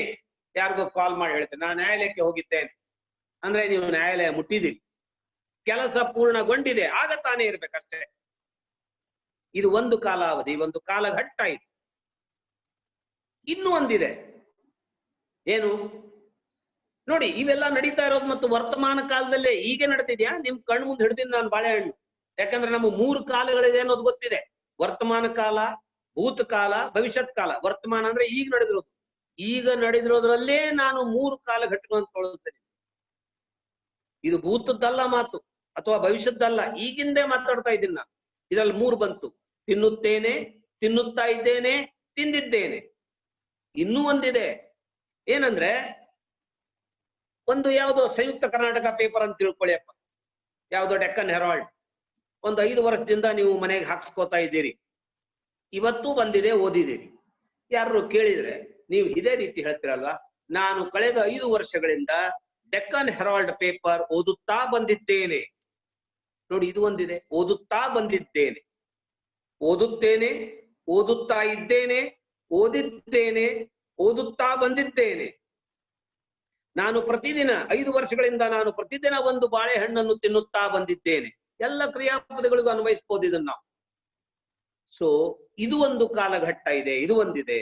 ಇದನ್ನೇ ಇಂಗ್ಲಿಷ್ ನಲ್ಲಿ ನಾನು ಹೇಳಬೇಕು ಅಂದ್ರೆ ನಾನು ಹೇಳ್ತೀನಿ, I eat a fruit or I eat a banana. ಮಧ್ಯದಲ್ಲಿ ಕೆಲಸ ಪ್ರಾರಂಭವಾಗಿದೆ, ಅರ್ಧ ತಿಂದಿದ್ದೀನಿ, ಅರ್ಧ ಉಳಿದಿದೆ, I am eating a banana. ಆಗ ಮುಗಿದಿದೆ, ಕೆಳಗೆ ಬಿಸಾಕಿದ್ದೀನಿ, I have eaten a banana. 5 ವರ್ಷಗಳಿಂದ ತಿನ್ನುತ್ತಾ ಬಂದಿದ್ದೀನಿ, I have been eating a banana. ಇದು ವರ್ತಮಾನ ಕಾಲದಲ್ಲಿಯೇ 4 ಭಾಗಗಳು. ಇದೇ ರೀತಿ 4 ನಮೂನೆ ಪಾಸ್ಟ್ ಟೆನ್ಸ್ ನಲ್ಲಿ ಇದೆಯೇ, ಇದೇ ರೀತಿ 4 ನಮೂನೆ ಭವಿಷ್ಯತ್ ಕಾಲದಲ್ಲೂ ಇದೆ, ಫ್ಯೂಚರ್ ಟೆನ್ಸ್ ನಲ್ಲಿ ಇದೆ. ಸೊ ಒಟ್ಟು ನಮಗೆ 12 ಕಾಲಗಳ ಮೇಲೆ ಒಳ್ಳೆಯ ಸ್ವಾಮಿತ್ವ ಬರಬೇಕು. ಅವಾಗ ನಮ್ಮ ಭಾಷೆಯ ಮೇಲೆ 75% ಹಿಡಿತ ಬಂದಾಗೆ. Take it from me, take it granted from me that if you have acquired a command over the tenses, you have acquired a command over the language. ಶಬ್ದಗಳು ಬರ್ತಾ ಇರ್ತವೆ, ನೆನಪಾರ್ತಾ ಇರ್ತವೆ, ಮತ್ತು ಹೊಸ ಶಬ್ದಗಳು ಸೇರ್ಕೋತವೆ. What doesn't change is the grammar or is the tenses. ಇದರ ಮೇಲೆ ಒಂದು ಸ್ವಾಮಿತ್ವ ಬರಬೇಕು. ನಾನು ಏನೇ ಹೇಳ್ಬೇಕಾಗಿದೆಯೋ ಅದನ್ನ ಸರಿಯಾದ ಕಾಲದಲ್ಲಿ ಹೇಳ್ಬೇಕು. ಸೊ ಇಲ್ಲಿ ನಾವು ಗಮನ ಕೊಡ್ಬೇಕಾಗಿದ್ದರ ಕಾಲ. ಸೊ ನಾನು ಒಂದು ಎಕ್ಸಾಂಪಲ್ ಕೊಟ್ಟನಲ್ಲ, ಇದರ ಕನ್ನಡ ಟ್ರಾನ್ಸ್ಲೇಷನ್ ಹೀಗೆ ಇದೆ. ನಾನು ಒಂದನ್ನ ನಿಮಗೆ ಹೇಳಿ ತೋರಿಸ್ತೀನಿ, ಇದನ್ನು ನೀವೆಲ್ಲದಕ್ಕೂ ಎಕ್ಸ್ಪಾಂಡ್ ಮಾಡ್ಕೊಳ್ಳಿ. ಐ ಈಟ್ ಅ ಬನಾನಾ, ನಾನು ಬಾಳೆಹಣ್ಣನ್ನು ತಿನ್ನುತ್ತೇನೆ. ವಿ ಈಟ್ ಅ ಬನಾನಾ, ನಾವು ಬಾಳೆಹಣ್ಣನ್ನು ತಿನ್ನುತ್ತೇವೆ. ಯು ಈಟ್ ಅ ಬನಾನಾ, ನೀನು ಬಾಳೆಹಣ್ಣನ್ನು ತಿನ್ನುತ್ತೀ. ಯು ಈಟ್ ಅಂದ್ರೆ ಬಹಳ ಜನ, ಬಹುವಚನ. ನೀವು ಬಾಳೆಹಣ್ಣನ್ನು ತಿನ್ನುತ್ತೀರಿ. ಇಲ್ಲಿ ಹಿ, ಶಿ, ಇಟ್ ಬಂದಾಗ, ಹಿ, ಶಿ, ಇಟ್ ಅಂದ್ರೆ ಏನು? ಹಿ ಅಂದ್ರೆ ಒಬ್ಬ ಗಂಡಸು, ರಾಮ, ಕೃಷ್ಣ, ಗೋವಿಂದ ಏನೋ ಇರ್ಬೋದು. So he eats a banana ಅಂತಾಗತ್ತೆ. Never he eat a banana ಅಂದ್ರೆ ನಾವ್ ಇದಕ್ಕೆ ಸಿಂಪಲ್ ಪ್ರೆಸೆಂಟ್ ಟೆನ್ಸ್ ಅಂತ ಕರಿತೀವಿ. Simple present tense in third person ಅಂತೀವಿ. ಹಿ, ಶಿ, ಇಟ್ಗೆ ಸಿಂಗ್ಯುಲರ್ ಬಂದಾಗ ಎಸ್ ಅನ್ನುವ ಪ್ರತ್ಯಯ ಹಚ್ಚಲೇಬೇಕು. I file a case, my friend mister Rao files a case, not file a case. ಯಾಕಂದ್ರೆ my friend mister Rao is a he represents he. My friend Miss Shailaja files a case, wins a case, ಗೆದಿಯುತ್ತಾಳೆ. So ಇದನ್ನ ನೆನ್ಪಿಡ್ಬೇಕು. ಇಲ್ಲಿ ತಪ್ಪೋದ್ ನಾವ್ ಯಾವಾಗ. Okay, so ಈ he, she, it ಬಂದಾಗ ಎಸ್ ಹತ್ಬೇಕು. ಯಾವ ಟೆನ್ಸ್ ಇದು? ಸಿಂಪಲ್ ಪ್ರೆಸೆಂಟ್ ಟೆನ್ಸ್ ಅಂತ ಹೇಳ್ತೀವಿ. ಕೆಲಸ ಪ್ರಾರಂಭವಾಗಿಲ್ಲ. ಅಗೇನ್ ಮತ್ತೆ ದೇ ಈಟ್ ಎ ಬನಾನಾ, ಅವರು ಒಂದು ಹಣ್ಣನ್ನು ತಿನ್ನುತ್ತಾರೆ. ಇದನ್ನೇ ಎಕ್ಸ್ಪಾಂಡ್ ಮಾಡ್ತಾ ನಾವು 3 ಅಂದ್ರೆ 12 ಟೆನ್ಸ್ ಗಳಲ್ಲಿ ಹೋಗ್ಬೇಕು. I will take you to that point where we have to pay maximum attention and it's more practical. ಯಾಕಂದ್ರೆ ಇದು ಯಾವುದೇ ಗ್ರಾಮರ್ ಪುಸ್ತಕದಲ್ಲಿ ನಿಮ್ಗೆ ಸಿಕ್ಬಿಡುತ್ತೆ. ಯಾವುದು ಸಿಗಲ್ಲ ಅದನ್ನ ಹೇಳ್ತಾ ಇದ್ದೀನಿ. ಒಂದು ಚಾರ್ಟ್ ಹಾಕಿ ಕೇಳಿ, ಗೂಗಲ್ ಈಗ ಕೊಟ್ಬಿಡುತ್ತೀವಿ ಕನ್ನಡದಿಂದ ಇಂಗ್ಲಿಷ್. ನಾನು ಹೇಳಿದ್ದನ್ನೇ ಹೇಳುತ್ತೆ. ಓಕೆ, ಸೊ ನಾನು ಫ್ಯೂಚರ್ ಟೆನ್ಸ್ಗೆ ನಿಮ್ಗೆ ಕರ್ಕೊಂಡು ಹೋಗ್ತಾ ಇದ್ದೀನಿ. ಫ್ಯೂಚರ್ ಟೆನ್ಸ್ ನಲ್ಲಿ ಇದೇ ಬರುತ್ತೆ. ಮತ್ತೆ ನಾವು 8 ಪ್ರೊನೌನ್ಗಳ ಜೊತೆ ಕಲಿತೀವಿ. I, we, you, you, he, she, it, they. ಇದರ ಮುಂದೆ ಕ್ರಿಯಾಪದ ಯಾವ ರೂಪ ಹೊಂದಬೇಕು? ಈಗ ನಾನು ತಿನ್ನುತ್ತೇನೆ ಅಂದೆ, ಆಯ್ತಪ್ಪ. ನಾಳೆ ನಾನು ಒಂದು ಬಾಳೆಹಣ್ಣನ್ನು ತಿನ್ನುವೆನು, ನಾಳೆ ಒಂದು ಪ್ರಕರಣವನ್ನು ದಾಖಲಿಸುವೆನು ಅನ್ಬೇಕಾದ್ರೆ ಏನ್ ಅನ್ಬೇಕು ನಾನು? ಅಂದ್ರೆ ನಮಗೆಲ್ಲ ಪಟಕ್ನೆ ಅನ್ಸೋದು I will file a case tomorrow ಅಲ್ವಾ? ನೋಡಿ, ತಿಳ್ಕೊಳ್ಳಿ. there is a difference between I will file a case and I shall file a case. Court ಅಲ್ಲಿ ನೀವು ನೋಡಿರಬಹುದು, ಜಡ್ಜ್ ಸಾಹೇಬರು ಬರೀತಾರೆ, the accused shall pay a fine of ₹1000. he never writes the accused will pay a fine. ಯಾಕೆ? ಒಂದ್ ಸರಿನು spelling ತಪ್ಪಲ್ಲಲ್ರಿ ಅವರು. ಯಾವಾಗ್ಲೂ ಶಾಲೆ ಬರೀತಾರೆ, ವಿಲ್ ಅಂತ ಒಂದ್ಸರಿ ಪಾಪ ಉಪಯೋಗ ಯಾಕೆ ಮಾಡಲ್ಲ? ಅರ್ಥ ಬೇರೆ ಇದೆ, ಅದಕ್ ಮಾಡಲ್ಲ ಅವ್ರು. ನಾವು ಗ್ರಾಮರ್ ಗೊತ್ತಿಲ್ದವ್ರು ಎರಡು ಒಂದೇ, ಎರಡು ಹಾಗೇನೆ ಅಂತ ತಿಳ್ಕೊತೀವಿ. ಅಲ್ಲ, ಏನ್ ಹೇಳುತ್ತೆ ಫ್ಯೂಚರ್ ಟೆನ್ಸ್ ಅಂದ್ರೆ ಐ ಮತ್ತೆ ವಿ ಇದರ ಮುಂದೆ ನಾವು ವಿಲ್ ಪ್ರಯೋಗ ಮಾಡಬಾರ್ದು, ಶಾಲ್ ಮಾಡಬೇಕು. ಅದೇ ರೀತಿ you he she it they ಇದರ ಮುಂದೆ ಶಾಲ್ ಪ್ರಯೋಗ ಮಾಡಬಾರ್ದು, ವಿಲ್ ಪ್ರಯೋಗ ಮಾಡಿ ಫ್ಯೂಚರ್ ಟೆನ್ಸ್ ಹೋಗ್ಬೇಕು ಅಂತ ಹೇಳಿ. ಏನಿದ್ರ ಅರ್ಥ ನೋಡಿ. I shall eat a banana ಅಂದ್ರೆ ನಾನು ಒಂದು ಬಾಳೆಹಣ್ಣನ್ನು ತಿನ್ನುವೆನು. If I say I will eat a banana, ನಾನು ಒಂದು ಬಾಳೆಹಣ್ಣನ್ನು ತಿಂದೇ ತಿನ್ನುವೆನು. ಅಂತರ ಇದೆಯಾ ಇದಕ್ಕೆ?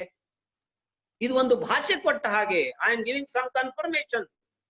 I will eat a banana ಅಂದ್ರೆ ಇದು ಆಗಬಾರ್ದು. ಅದೇ ರೀತಿ he will eat a banana ಅಂದ್ರೆ ಅವನು ಒಂದು ಬಾಳೆಹಣ್ಣನ್ನು ತಿನ್ನುವನು. My client will pay the rest of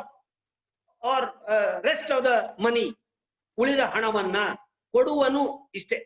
ನೀವು ಒಂದು ವೇಳೆ ಏನಾದ್ರೂ ಮೈ ಕ್ಲೈಂಟ್ ಶಾಲ್ ಪೇ ಅಂದ್ರಿ ಅಂದ್ರೆ ಕೊಟ್ಟೇ ಕೊಡುವನು ಅಂತ ಭಾಷೆ ಕೊಟ್ಟಾಗುತ್ತೆ. ಅದು ನಿಮಗೆ ಬೇಕಾಗಿಲ್ಲಲ್ವಾ? ಅದನ್ನೇ ಜಡ್ಜ್ ಸಾಹೇಬರು ಬರೀತಾರೆ, ದ ಅಕ್ಯೂಸ್ಡ್ ಶಾಲ್ ಪೇ, ಅವನು ಕೊಡಲೇಬೇಕು, ಚಾಯ್ಸ್ ಇಲ್ಲ ಅವನಿಗೆ. ಅಕ್ಯೂಸ್ಡ್ ವಿಲ್ ಪೇ ಅಂದ್ರೆ ಕೊಡುವನು, ಕೊಟ್ರ ತಗೊಳ್ರಿ ಇಲ್ಲ ಬಿಡ್ರಿ ಅಂದಂಗೆ. ಹಾಗೆ ಬರೆಯಲ್ಲ ಅವರು. The accused shall pay sum of rupees or will undergo a punishment or imprisonment of 2 days ಅಂತಾರೆ. ಸೊ ಈ ಅಂತರ ಇದೆ ಶಾಲ್ ವಿಲ್. ಇದ್ರದ್ದು ಸರಿಯಾಗಿ ಬಳಕೆಯನ್ನ ಕಲ್ತ್ಕೋಣ. ಅಂದ್ರೆ will be very particular while using this. I'll move on to the next one, that is the synthesis of sentences, which is very important. Synthesis ಅಂದ್ರೆ ನಾನು ನಿಮಗೆ ಹೇಳಿದ ಹಾಗೆ ವಾಕ್ಯಗಳ ಜೋಡಣೆ, ವಾಕ್ಯಗಳನ್ನು ಜೋಡಿಸುವುದು.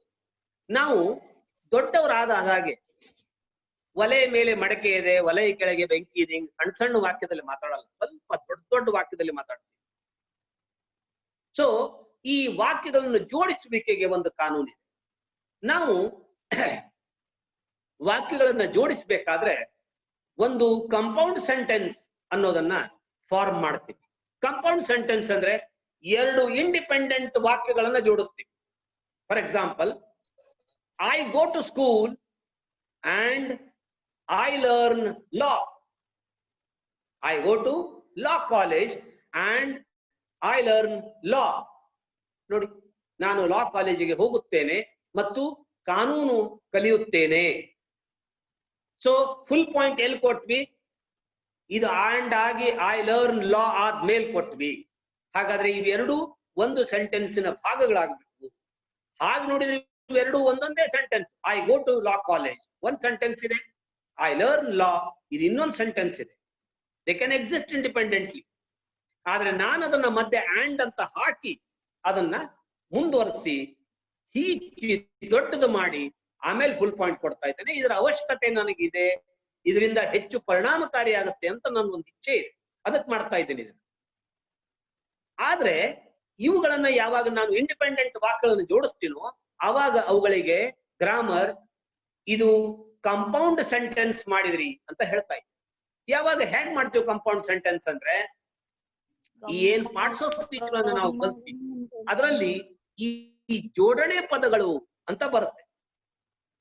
ಜೋಡಣೆ ಪದಗಳು ಅಂದ್ರೆ and, or, as well as, either or, neither nor ಇವೆಲ್ಲ ಶಬ್ದಗಳನ್ನ ಹಾಕಿ, ಬಟ್, ಬ್ಯೂಟಿ, ಬಟ್ ಅನ್ನುವ ಶಬ್ದಗಳನ್ನ ಹಾಕಿ ನಾವು ಜೋಡಿಸಿದಾಗ ಅವುಗಳು ಕಂಪೌಂಡ್ ಸೆಂಟೆನ್ಸಸ್ಗಳು ಅನ್ಸ್ಕೊತಾರೆ.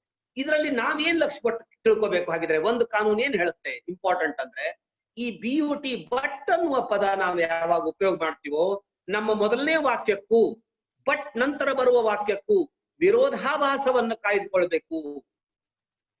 ಏನ್ ಇಲ್ಲಿ ಹೇಳಿದ್ಯೋ ಅದರ ವಿರುದ್ಧ ಆ ಕಡೆ ಆಗಿರ್ಬೇಕು, ಘಟನೆ ನಡೆದಿರ್ಬೇಕು. For example, I went to station and the train had left, ಅಥವಾ I went to station but the train had left. ಯಾವುದು ಸರಿ ಅನ್ಸುತ್ತೆ ಅಂದ್ರೆ, ಬಟ್ ನಾನು ಸ್ಟೇಷನ್ಗೆ ಹೋದೆ ಆದ್ರೆ ಟ್ರೈನ್ ಹೊರಟೋಗಿತ್ತು ಅಂತ ಹೇಳ್ತೀವಿ. ನಾನು ಸ್ಟೇಷನ್ಗೆ ಹೋದೆ ಮತ್ತೆ ಟ್ರೈನ್ ಹೋಗಿತ್ತು ಅಂದ್ರೆ ನಾವೇನು ಹೋಗಿದ್ದು ನೋಡಕ್ ಹೋಗಿದ್ವಾ? ಸೊ ಬಟ್ ಅನ್ನುವುದನ್ನ ಪ್ರಯೋಗ ಮಾಡಿದ ತಕ್ಷಣ ಕಂಜಂಕ್ಷನ್ ಅಂತಾರೆ ಇವುಗಳಿಗೆ.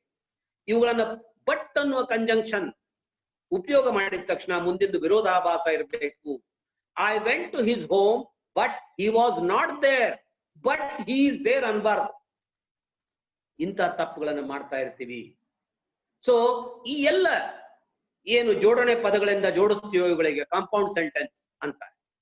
ಇನ್ನು ಕಾಂಪ್ಲೆಕ್ಸ್ ಸೆಂಟೆನ್ಸ್ ಅಂತ ಬಂದಿದೆ. ಕಾಂಪ್ಲೆಕ್ಸ್ ಸೆಂಟೆನ್ಸ್ ಅಂದ್ರೆ ಈ ನೀವು ನಮ್ಮ ಲಾ ಪುಸ್ತಕದಲ್ಲೆಲ್ಲ ನೋಡ್ತೀವಲ್ಲ, ಒಂದು ಪ್ಯಾರಾಗಟ್ಲೆ ಇರುತ್ತೆ, ಅಲ್ಲಿ ಒಂದು ಮುಖ್ಯ ವಾಕ್ಯ ಪ್ರಧಾನ ವಾಕ್ಯ ಅಂತ ಇರುತ್ತೆ, ಉಳಿದದ್ದೆಲ್ಲ ಅದಕ್ಕೆ ತಾಗಿ ಬರುವಂತಹ ಸಬಾರ್ಡಿನೇಟ್ ಕ್ಲಾಸಸ್ ಅಧೀನ ವಾಕ್ಯಗಳು ಅಂತ ಇರ್ತಾರೆ. ಅಧೀನ ವಾಕ್ಯಗಳಿಗೆ ನಾವು ಕ್ಲಾಸಸ್ ಅಂತ ಕರಿತೀವಿ. ಕ್ಲಾಸ್ ಅಂದ್ರೆ ವಾಕ್ಯದಷ್ಟೇ ಪೂರ್ಣತೆ ಇದ್ದರೂ ಅವು ತಮ್ಮಲ್ಲೇ ತಾವು ಪೂರ್ಣ ಅರ್ಥ ಸಂಪೂರ್ಣ ಅರ್ಥವಾಗುವಂತಹ ವಾಕ್ಯದ ತುಣುಕುಗಳಲ್ಲ. ನಾನು ನಿಮಗೊಂದು ಎಕ್ಸಾಂಪಲ್ ಕೊಡ್ತೀನಿ ನೋಡಿ. If you help me today I shall help you tomorrow. If you help me today I shall help you tomorrow. ಇದ್ರಲ್ಲಿ ಎರಡು ವಾಕ್ಯ ಇದೆ. If you help me today ಇದು ಒಂದು ವಾಕ್ಯ, I shall help you tomorrow ಇದು ಒಂದು ವಾಕ್ಯ. ಇದನ್ನ ಎರಡು ಜೋಡಿಸ್ಬಿಟ್ಟಿದ್ದೀನಿ. ಹೇಗೆ ಜೋಡಿಸಿದೀನಿ? ಇಫ್ ಅನ್ನುವ ಒಂದು ಜೋಡಣೆ ಪದನ ಬಳಸಿದೀನಿ. ಒಂದು ಕಂಡೀಷನಲ್ ಕ್ಲಾಸ್ ಅಂತ ಕರಿತೀನಿ. ಇವತ್ತು ನೀನು ನನಗೆ ಸಹಾಯ ಮಾಡಿದರೆ ನಾಳೆ ನಾನು ನಿನಗೆ ಸಹಾಯ ಮಾಡುವೆನು ಅಂತ ಹೇಳ್ತಾ ಇದ್ದೀನಿ. So if you help me today ಅನ್ನುವುದು ಸಬಾರ್ಡಿನೇಟ್ ಕ್ಲಾಸ್ ಇದೆ. ಯಾಕೆಂದ್ರೆ ಈ ವಾಕ್ಯದ ಅರ್ಥ ಎಲ್ಲ ಇದೆ ಇದರಲ್ಲಿ. ಆದ್ರೆ ನಾವು ಕನ್ನಡದಲ್ಲಿ ಟ್ರಾನ್ಸ್ಲೇಟ್ ಮಾಡೋಣ. ಒಂದು ವೇಳೆ ನೀನು ಇವತ್ತು ನನಗೆ ಸಹಾಯ ಮಾಡಿದರೆ, ಇಲ್ಲಿ ನನಗೆ ಫುಲ್ ಸ್ಟಾಪ್ ಕೊಡ್ಲಿಕ್ಕಂತೂ ಆಗೋದಿಲ್ಲ ಅಂದಾಗ ಇದು ಅಪೂರ್ಣ ಇದೆ. ಇದು ತನ್ನ ಪೂರ್ಣ ಏನಪ್ಪ ಮಾಡಿದರೆ I shall help you tomorrow, ಈ ಒಂದು ಏನ್ ಪೂರ್ಣ ವಾಕ್ಯವಿದೆಯೋ ಇದನ್ನು ಇದು ಅವಲಂಬಿಸಿದ ವಾಕ್ಯ. So I shall help you tomorrow ಅನ್ನುವುದು main clause, principal clause, and if you help me today ಅನ್ನುವುದು ಇದು ಸಬಾರ್ಡಿನೇಟ್ ಕ್ಲಾಸ್ ಅಂತ ಆಯ್ತು. ಸೊ ಹೀಗೆ ಎಷ್ಟೋ ಸಬಾರ್ಡಿನೇಟ್ ಕ್ಲಾಸ್ಗಳು ಒಂದು ಮೇನ್ ಕ್ಲಾಸಿಗೆ, ಒಂದು ದೊಡ್ಡ ಪ್ಯಾರಾದಲ್ಲಿ ಫುಲ್ ಸ್ಟಾಪ್ ಕೊಡದೇನೆ ಒಂದಕ್ಕಿಂತ ಹೆಚ್ಚು ಮೇನ್ ಕ್ಲಾಸ್ಗಳು, ಅದಕ್ಕೆ ತಾಗಿದಂತ ಸಬಾರ್ಡಿನೇಟ್ ಕ್ಲಾಸ್ಗಳನ್ನು ಬಳಸುವ ವಾಡಿಕೆ ಇದೆ. ಮತ್ತು ನಮ್ಮ ಕಾನೂನು ಪುಸ್ತಕದಲ್ಲಿ ಬರೀ ಇವೇ ಉದಾಹರಣೆಗಳೇ ಸಿಗುತ್ತೆ. ಅದಕ್ಕೆ ಕಾನೂನು ಪುಸ್ತಕ ಓದಲು ಬಲು ಜಟಿಲ, ಅರ್ಥೈಸಲೇ ಆಗುವುದಿಲ್ಲ. ಇದರ ಮೇಲೆ ಒಂದು ಹಿಡಿತ ಸಾಧಿಸಿದ್ರೆ ನಾವು ಅದನ್ನ ಸರಿಯಾಗಿ ಅರ್ಥೈಸ್ಕೋಬಹುದು. ಇದಕ್ಕಿರುವ ಕಾನೂನುಗಳು ಏನು ಅನ್ನೋದನ್ನ ಸ್ವಲ್ಪ ಹೇಳ್ತೀನಿ. Then will go for question answer session. ನೋಡಿ, ಈಗ ಮೇನ್ ಕ್ಲಾಸ್ ಮತ್ತೆ ಸಬಾರ್ಡಿನೇಟ್ ಕ್ಲಾಸ್ ಅನ್ನುವುದನ್ನ ನಿಮಗೆ ಗುರುತಿಸಲು ಬಂದರೆ ಕಾನೂನು ಹೀಗೆ ಹೇಳುತ್ತೆ. ಮೇನ್ ಕ್ಲಾಸ್ ಇದು ಪಾಸ್ಟ್ ಟೆನ್ಸ್ ನಲ್ಲಿ ಇದ್ದರೆ, ಯಾರು ನೋಟ್ ಮಾಡ್ಕೊಳ್ಳೋರಿದ್ರೆ ದಯವಿಟ್ಟು ನೋಟ್ ಮಾಡ್ಕೊಳ್ಳಿ, or I think it is getting recorded. ಇದನ್ನ ಮತ್ತೆ ಕೇಳಿ. ನನ್ನ ಮೇನ್ ಕ್ಲಾಸ್ ಅಂದ್ರೆ ನಾನು ಈಗ ಹೇಳಿದ್ದು ಇದು ಬೇರೆ ಉದಾಹರಣೆ ಕೊಟ್ಟು ನಾನು ಭವಿಷ್ಯತ್ ಕಾಲದಲ್ಲಿ ಕೊಟ್ಟಿದ್ದೆ. ನಾನು ಇನ್ನೊಂದು ಉದಾಹರಣೆ ಕೊಡ್ತೀನಿ ನಿಮ್ಗೆ. The teacher said that he was a wise student. ಇದು ಒಂದು ಸೆಂಟೆನ್ಸ್ ಇದೆ. The teacher said ಇದು ಒಂದು ವಾಕ್ಯ. That he was a wise student ಇದು ಇನ್ನೊಂದು ವಾಕ್ಯ. The teacher said ಅನ್ನೋದು ಮೇನ್ ಕ್ಲಾಸ್, ಯಾಕಂದ್ರೆ ಇದು ಯಾರ ಮೇಲೂ ಅವಲಂಬಿತವಾಗಿಲ್ಲ. That he was a wise student ಅನ್ನುವುದು ಸಬಾರ್ಡಿನೇಟ್ ಕ್ಲಾಸ್, ಯಾಕಂದ್ರೆ ಅವನೊಬ್ಬ ಜಾಣ ಹುಡುಗನಿದ್ದನೆಂದು ಅಂತಿಷ್ಟೇ ಹೇಳಿ ನಿಂತು ಬಿಡುತ್ತೆ. ಇದ್ದನೆಂದು ದ ಟೀಚರ್ ಸೇಡ್, ಶಿಕ್ಷಕರು ಹೇಳಿದರು, ಅದು ಬೇಕದಕ್ಕೆ ತನ್ನ ಅರ್ಥಪೂರ್ಣತೆಗಾಗಿ. ಅದಕ್ಕದು ಸಬಾರ್ಡಿನೇಟ್ ಕ್ಲಾಸ್ ಅಂತ ಗುರುತಿಸ್ತೀವಿ. ಯಾವುದನ್ನ? That he was a wise student ಅನ್ನುವ ತುಂಡನ್. ಸೊ ಹೀಗಿದ್ದಾಗ ಅಂದ್ರೆ ದ ಟೀಚರ್ ಸೇಡ್ ಅನ್ನುವುದು ಮೇನ್ ಕ್ಲಾಸ್, ಮತ್ತಿದು ಪಾಸ್ಟ್ ಟೆನ್ಸ್ ನಲ್ಲಿ ಇದ್ದರೆ, ಇದು ಪಾಸ್ಟ್ ಟೆನ್ಸ್ ನಲ್ಲಿ ಇದೆ. This is in simple past tense. The teacher said ಅನ್ನುವುದು ಹೀಗಿದ್ದಾಗ ಮುಂದಿನ ಸಬಾರ್ಡಿನೇಟ್ ಕ್ಲಾಸ್ ಪಾಸ್ಟ್ ಟೆನ್ಸ್ ನಲ್ಲಿಯೇ ಬರಬೇಕು. You don't have any liberty to say the teacher said that he is a wise student, he will be a wise student. No, it is wrong. The teacher said that he was a wise student. ಇದೇ ಬರಬೇಕು ಅಂತ ಕಾನೂನು ಹೇಳುತ್ತೆ. ಅಂದ್ರೆ the teacher seed ಅನ್ನುವ ನನ್ನ main clause past tense ನಲ್ಲಿದೆ. Right? ಇದು ಒಂದನೇ ಕಾನೂನು. ಇದಕ್ಕೆ ಎರಡು ಅಪವಾದಗಳಿದೆ. ಯಾವುದು ಎರಡು ಅಪವಾದ? ಮೊದಲನೇದಾಗಿ, ಒಂದು ವೇಳೆ ಈ ಸಬಾರ್ಡಿನೇಟ್ ಕ್ಲಾಸ್ ಏನ್ ಬರುತ್ತೋ ಅದು ಜಾಗತಿಕ ಸತ್ಯವನ್ನು ಹೇಳುತ್ತಾ ಇದ್ದರೆ, ತ್ರಿಕಾಲ ಸತ್ಯವನ್ನು ಹೇಳುವಂತಹ ವಾಕ್ಯವಾಗಿದ್ದರೆ ಅದನ್ನು ಯಾವಾಗಲೂ ನಾವು ಪ್ರೆಸೆಂಟ್ ಟೆನ್ಸ್ ನಲ್ಲಿಯೇ, ವರ್ತಮಾನ ಕಾಲದಲ್ಲಿಯೇ ಇಡ್ತೀವಿ, ಅದನ್ನ ಕಾಲ ಬದಲಾಯಿಸುವುದಿಲ್ಲ ಅನ್ನುವುದಿದೆ. ಅದಕ್ಕೆ ನಾವು ಸ್ಟಿಕ್ ಆಗ್ಬೇಕು, ಜೋಡಿಸ್ಬೇಕಾದ್ರೆ. ಹೇಗೆ? The teacher said that mother is the first teacher. ತಾಯಿ ಮೊದಲನೇ ಗುರು ಇದ್ದಾಳೆ ಅನ್ನುವುದು ಇಲ್ಲೂ ನಿಜ. ಜಾಗತಿಕ ಸತ್ಯ ಅಂದ್ರೆ ಅರ್ಥ ಮಾಡ್ಕೊಳ್ಳಿ. ಜಗತ್ನಲ್ಲಿ ಎಲ್ಲಿ ಹೋದ್ರು ಇಲ್ಲೂ ಇದು ನಿಜ. ಇಂಗ್ಲೆಂಡ್, ಅಮೆರಿಕ, ಚೈನಾದಲ್ಲೂ ಇದು ನಿಜ. ತಾಯಿಯೇ ಮೊದಲ ಗುರು ಅನ್ನುವ ವಾಕ್ಯ. ಸೊ ಇದಕ್ಕೆ ನಾನು ತಾಯಿ ಮೊದಲ ಗುರು ಇದ್ದಳು ಅಂದ್ಬಿಟ್ರೆ ನಾನು ಅಪವಾದ ಮಾಡ್ದಂಗಾಗತ್ತೆ. ನಾನೇನೋ ಒಂದು ಅದಕ್ಕೆ ಅಪಭ್ರಂಶ ಮಾಡ್ದಂಗಾಗತ್ತ ನಾಣ್ಣುಡಿ. ಇದು ಜಾಗತಿಕ ಸತ್ಯ, ತ್ರಿಕಾಲ ಸತ್ಯವಾಗಿರುವುದರಿಂದ ದ ಟೀಚರ್ ಸೇಡ್ ದ್ಯಾಟ್, ನಾನು ಮೊದಲನೇ ಕಲ್ತಂತ ಕಾನೂನನ್ನು ಅಲ್ಲುಗಳಿತೀನಿ, ಪಾಸ್ಟ್ ಟೆನ್ಸ್ ನಲ್ಲಿ ಇರಬೇಕು ಅಂತ ಇಲ್ಲ, ನಾನು ಇದನ್ನ ಪ್ರೆಸೆಂಟ್ ನಲ್ಲೇ ಇಡ್ತೀನಿ. ಯಾಕಂದ್ರೆ ನನ್ನ ಗ್ರಾಮರ್ ಅಲೌ ಮಾಡುತ್ತೆ, ತ್ರಿಕಾಲ ಸತ್ಯ ಅಂತ. The teacher said that mother is, mother was ಅಲ್ಲ, mother is the first teacher. The teacher said that sun rises in east, ಸೂರ್ಯ ಪೂರ್ವದಲ್ಲೇ ಹುಟ್ಟುತ್ತಾನೆ. ಹೀಗಾಗಿರೋದ್ರಿಂದ ಸೂರ್ಯ ಪೂರ್ವದಲ್ಲಿ ಹುಟ್ಟುತ್ತಾನೆಂದು ಶಿಕ್ಷಕರು ಹೇಳಿದರು. ಶಿಕ್ಷಕರು ಹೇಳಿದರು 10 ವರ್ಷದಿಂದ, ನಿನ್ನೆ ಮೊನ್ನೆ ಇರಬಹುದು. ಆದ್ರೆ ಸೂರ್ಯ ಪೂರ್ವದಲ್ಲಿ ಹುಟ್ಟುತ್ತಾನೆಂಬುದು ತ್ರಿಕಾಲ ಸತ್ಯ ಮತ್ತು ಜಾಗತಿಕ ಸತ್ಯ. ಇದನ್ನು ನಾನು ಬದಲೇ ಮಾಡುವುದಿಲ್ಲ. ಇಂಥ ವಾಕ್ಯಗಳನ್ನ ಬಿಟ್ರೆ ನನಗೆ ಬದಲೇ ಮಾಡಲೇಬೇಕು. ಅಂದ್ರೆ the teacher said that my friend is A ಅನ್ನೋಂಗಿಲ್ಲ, ವಾಸ್ ಎ. ಯಾವಾಗ್ಲೂ ಪಾಸ್ಟ್ ಟೆನ್ಸ್ ಬರುತ್ತೆ, ಯಾಕಂದ್ರೆ ಇದು ಪಾಸ್ಟ್ ಟೆನ್ಸ್ ಇದೆ ಅಂತ. ಓಕೆ. ನಾ ಎರಡನೇ ಅಪವಾದ ಅಂದ್ರೆ, ನಾನು ಈ ಎರಡು ವಾಕ್ಯಗಳನ್ನ ನೀವು ಲಕ್ಷ್ಯ ಕೊಟ್ಟು ನೋಡಿದ್ರೆ ಟೀಚರ್ ಸೇಡ್ ದ್ಯಾಟ್ ಅನ್ನುವ ಶಬ್ದದಿಂದ ಜೋಡಿಸ್ತಾ ಇದ್ದೀನಿ.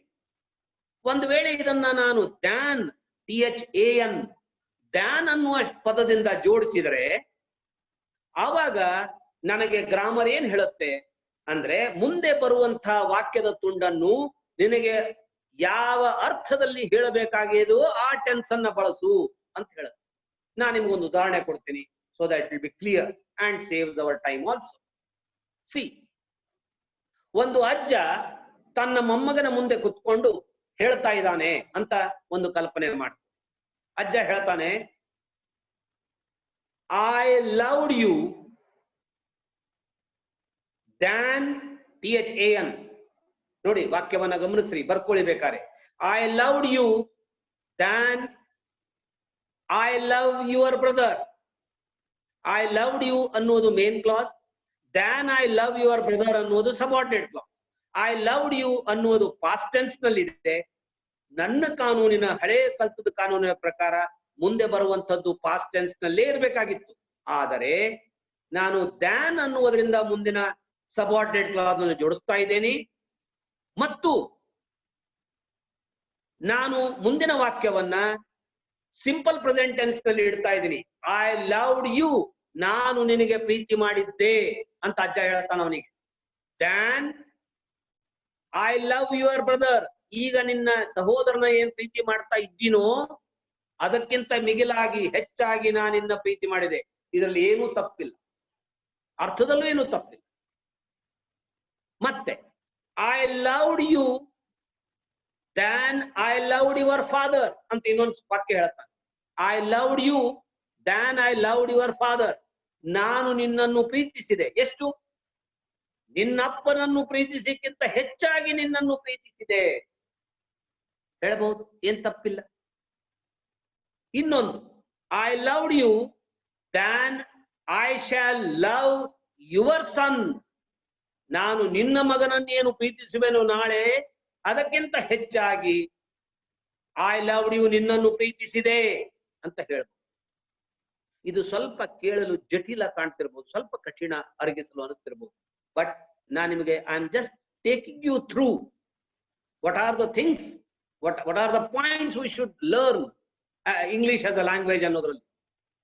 ಸೊ ಈ ರೀತಿ ಹೊಂದಿಸಿದ್ರೆ ಮಾತ್ರ ನಾವೇನು ಹೇಳಬೇಕಾಗಿದೆ ಅನ್ನುವ ಅರ್ಥ ಹೇಳ್ಬೋದು, ಮತ್ತು ಅವರು ಬರೆದಿದ್ದಾರೆ ಏನು ಅನ್ನೋದು ಅವರು ಬರೆದ ಸ್ಪಿರಿಟ್ ನಲ್ಲೇ, ಅರ್ಥದಲ್ಲೇ ನಮಗೂ ಅರ್ಥ ಆಗುತ್ತೆ. That is what is more important. So when the main clause is in past tense, your subordinate clause has to be in past tense. ಈ ಎರಡು ಅಪವಾದ ಹೊರತುಪಡಿಸಿ ಜಾಗತಿಕ ಸತ್ಯ ಇದ್ರೆ ಪ್ರೆಸೆಂಟ್ ಟೆನ್ಸ್ ನಲ್ಲೇ ಇಡಿ, ದ್ಯಾನ್ ಅನ್ನುವುದರಿಂದ ಜೋಡಣೆ ಮಾಡಿದ್ರೆ ಅರ್ಥಕ್ಕೆ ಸರಿ ಹೊಂದುವ ಹಾಗೆ ಆ ಸಬಾರ್ಡಿನೇಟ್ ಕ್ಲಾಸ್ ಯಾವುದೇ ಟೆನ್ಸ್ ಇದ್ರೂ ಪರವಾಗಿಲ್ಲ. ಇದು next, I think I have got 1 more or 2 more minutes to go for the question answer session. ಒಂದು ವೇಳೆ ಈ ನನ್ನ ಮೇನ್ ಕ್ಲಾಸ್ ಪ್ರೆಸೆಂಟ್ ಅಥವಾ ಫ್ಯೂಚರ್ ಟೆನ್ಸ್ ನಲ್ಲಿದ್ದರೆ ನನ್ನ ಸಬಾರ್ಡಿನೇಟ್ ಕ್ಲಾಸ್ ಜೋಡಿಸಲು ತರುವಂತಹ ವಾಕ್ಯ ಯಾವುದೇ ಟೆನ್ಸ್ ನಲ್ಲಿದ್ರೂ ಪರವಾಗಿಲ್ಲ, ಅರ್ಥಕ್ಕೆ ಸರಿ ಹೊಂದುವಂತಿರ್ಬೇಕು.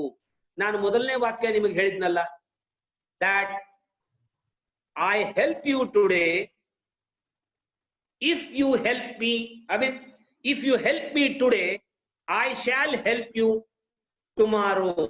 ಇಲ್ಲಿ I shall help you tomorrow ಅನ್ನುವುದು ಮೇನ್ ಕ್ಲಾಸ್ ಆಗಿತ್ತು, ಫ್ಯೂಚರ್ ಟೆನ್ಸ್ ನಲ್ಲಿದೆ.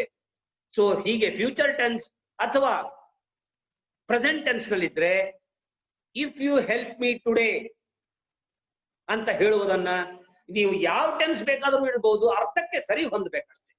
ಆ ಸ್ವತಂತ್ರ ನಿಮಗೆ ಕೊಟ್ಟಿದ್ದಾರೆ. ಸೊ ಹೀಗೆ ಇದು ಸಿಂಥಸಿಸ್ ಆಫ್ ಸೆಂಟೆನ್ಸಸ್ ಅನ್ನೋದ್ರಲ್ಲಿ ಬರುತ್ತೆ. ಇದನ್ನೇ ನಾವು ಇನ್ನೊಂದು ರೀತಿಯಿಂದ ಸೀಕ್ವೆನ್ಸ್ ಆಫ್ ಟೆನ್ಸಸ್ ಅಂತಾನೂ ಕಲಿತೀವಿ.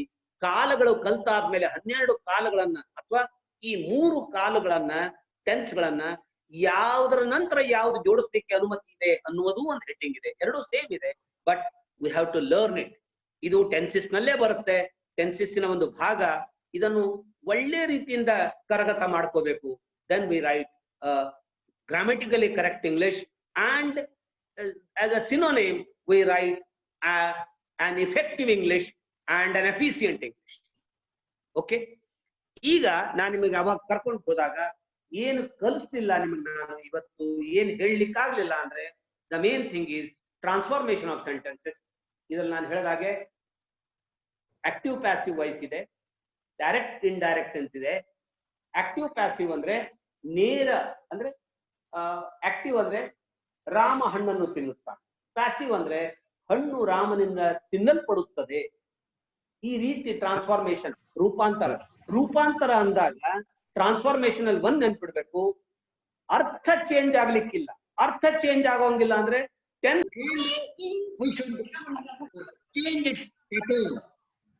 ಅದು transformation.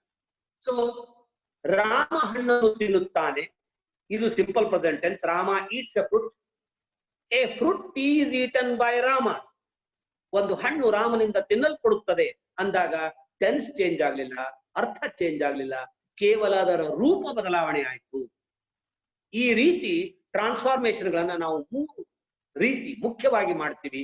Like active passive, direct indirect and degree of comparison ಅಂತೀವಿ. ನಾನು ಕೇವಲ ಒಂದೊಂದು ಉದಾಹರಣೆ ಕೊಡ್ತೀನಿ ನಿಮ್ಗೆ. ಈಗ ನಾನು ಹೇಳಿದ್ನಲ್ಲ, ಟೀಚರ್ ಸೇಡ್ ಅನ್ನೋದು ಇಂಡೈರೆಕ್ಟ್ ಇದರಲ್ಲಿ. ಇಲ್ದಿದ್ರೆ teacher said into inverted commas he is a wise boy ಅಂತ ಇರುತ್ತೆ. ಅದನ್ನ ಇಂಡೈರೆಕ್ಟ್ ಮಾಡಿ ವರದಿ ಮಾಡಿ, ಟೀಚರ್ ಹೇಳಿದ್ದನ್ನ ನೀವು ಕೇಳಿದ್ರಿ, ಇನ್ನೊಬ್ಬರಿಗೆ ತಂದು ಹೇಳಿ ಅಂದಾಗ ನಾವ್ ಹೇಳ್ತೀವಿ ಟೀಚರ್ ಸೇಡ್ ದಾಟ್ ಅಥವಾ teacher told that he was a wise boy ಅಂತ ಬಂದು ಹೇಳ್ತೀವಿ. ಅದಕ್ಕೊಂದು ಕಾನೂನು ಇದೆ. ಅರ್ಥ ಚೇಂಜ್ ಆಗದ ಹಾಗೆ ಒಂದು ಕೇಳಿದ ವಿಷಯವನ್ನ ಇನ್ನೊಬ್ಬರಿಗೆ ಹೇಳುವುದು, ಇದು ಇಂಡೈರೆಕ್ಟ್ ಅಂತ ಇದೆ. ದೆನ್ ಡಿಗ್ರಿ ಆಫ್ ಕಂಪ್ಯಾರಿಸನ್ ಅಂದಾಗ, ಈಗ Rama is as wise as Sita ಅಂತ ಹೇಳಿದಾಗ Sita is not wiser than Rama ಅಂತ ನಾವು ಹೇಳುವ ಒಂದು ವಾಡಿಕೆ ಇದೆ. ಸೀತಾ ಈಸ್ ದ ವೈಸೆಸ್ಟ್ ಅನ್ನೋ ಒಂದು ಸೂಪರ್ಲೇಟಿವ್ ಡಿಗ್ರಿ. ಅಲ್ಲಿ ಡಿಗ್ರಿ ಆಫ್ ಕಂಪ್ಯಾರಿಸನ್ ಅಂದಾಗ positive degree, comparative degree, superlative degree ಅಂತ ಬರುತ್ತೆ. ಸೊ ಇವೆಲ್ಲವುಗಳನ್ನ ಅಂಡರ್ ಗ್ರಾಮರ್ ನಾವು ಕರಗತ ಮಾಡ್ಕೊಂಡ್ರೆ ಈ ಭಾಷೆಯ ಜೊತೆ ಪ್ರಭಾವಶಾಲಿಯಾಗಿ ಆಟ ಆಡಬಹುದು. ಸುಮ್ಮನೆ ಆಟ ಆಡೋದಲ್ಲ, ಮಜಾಕ್ ಮಾಡ್ಲಿಕ್ಕೆ ನಾವು ವಾಕ್ಯಗಳನ್ನ ಟ್ರಾನ್ಸ್ಫರ್ ಮಾಡೋದಿಲ್ಲ. ನಮ್ಮ ಹೇಳಿಕೆ ಪ್ರಭಾವಶಾಲಿ ಆಗ್ಬೇಕು ಅನ್ನುವ ಉದ್ದೇಶದಿಂದ ಇವುಗಳನ್ನ ತಿರುಚುತ್ತೀವಿ. ಅದಕ್ಕಾಗಿ ಬಳಸ್ಕೋತೀವಿ ಗ್ರಾಮರ್ ಅನ್ನು. ಅದನ್ನ ನಾವು ಒಳ್ಳೆ ರೀತಿಯಿಂದ ಮಾಡಬಹುದು ಅನ್ನೋದನ್ನ ಹೇಳ್ತಾ, ನಾನು ನಿಮಗೆ 2 ತಾಸಿನಲ್ಲಿ ನನ್ನಿಂದ ಎಷ್ಟು ಸಾಧ್ಯ ಆಯ್ತೋ ನಿಮ್ ಜೊತೆ ಹಂಚ್ಕೊಂಡಿದ್ದೀನಿ.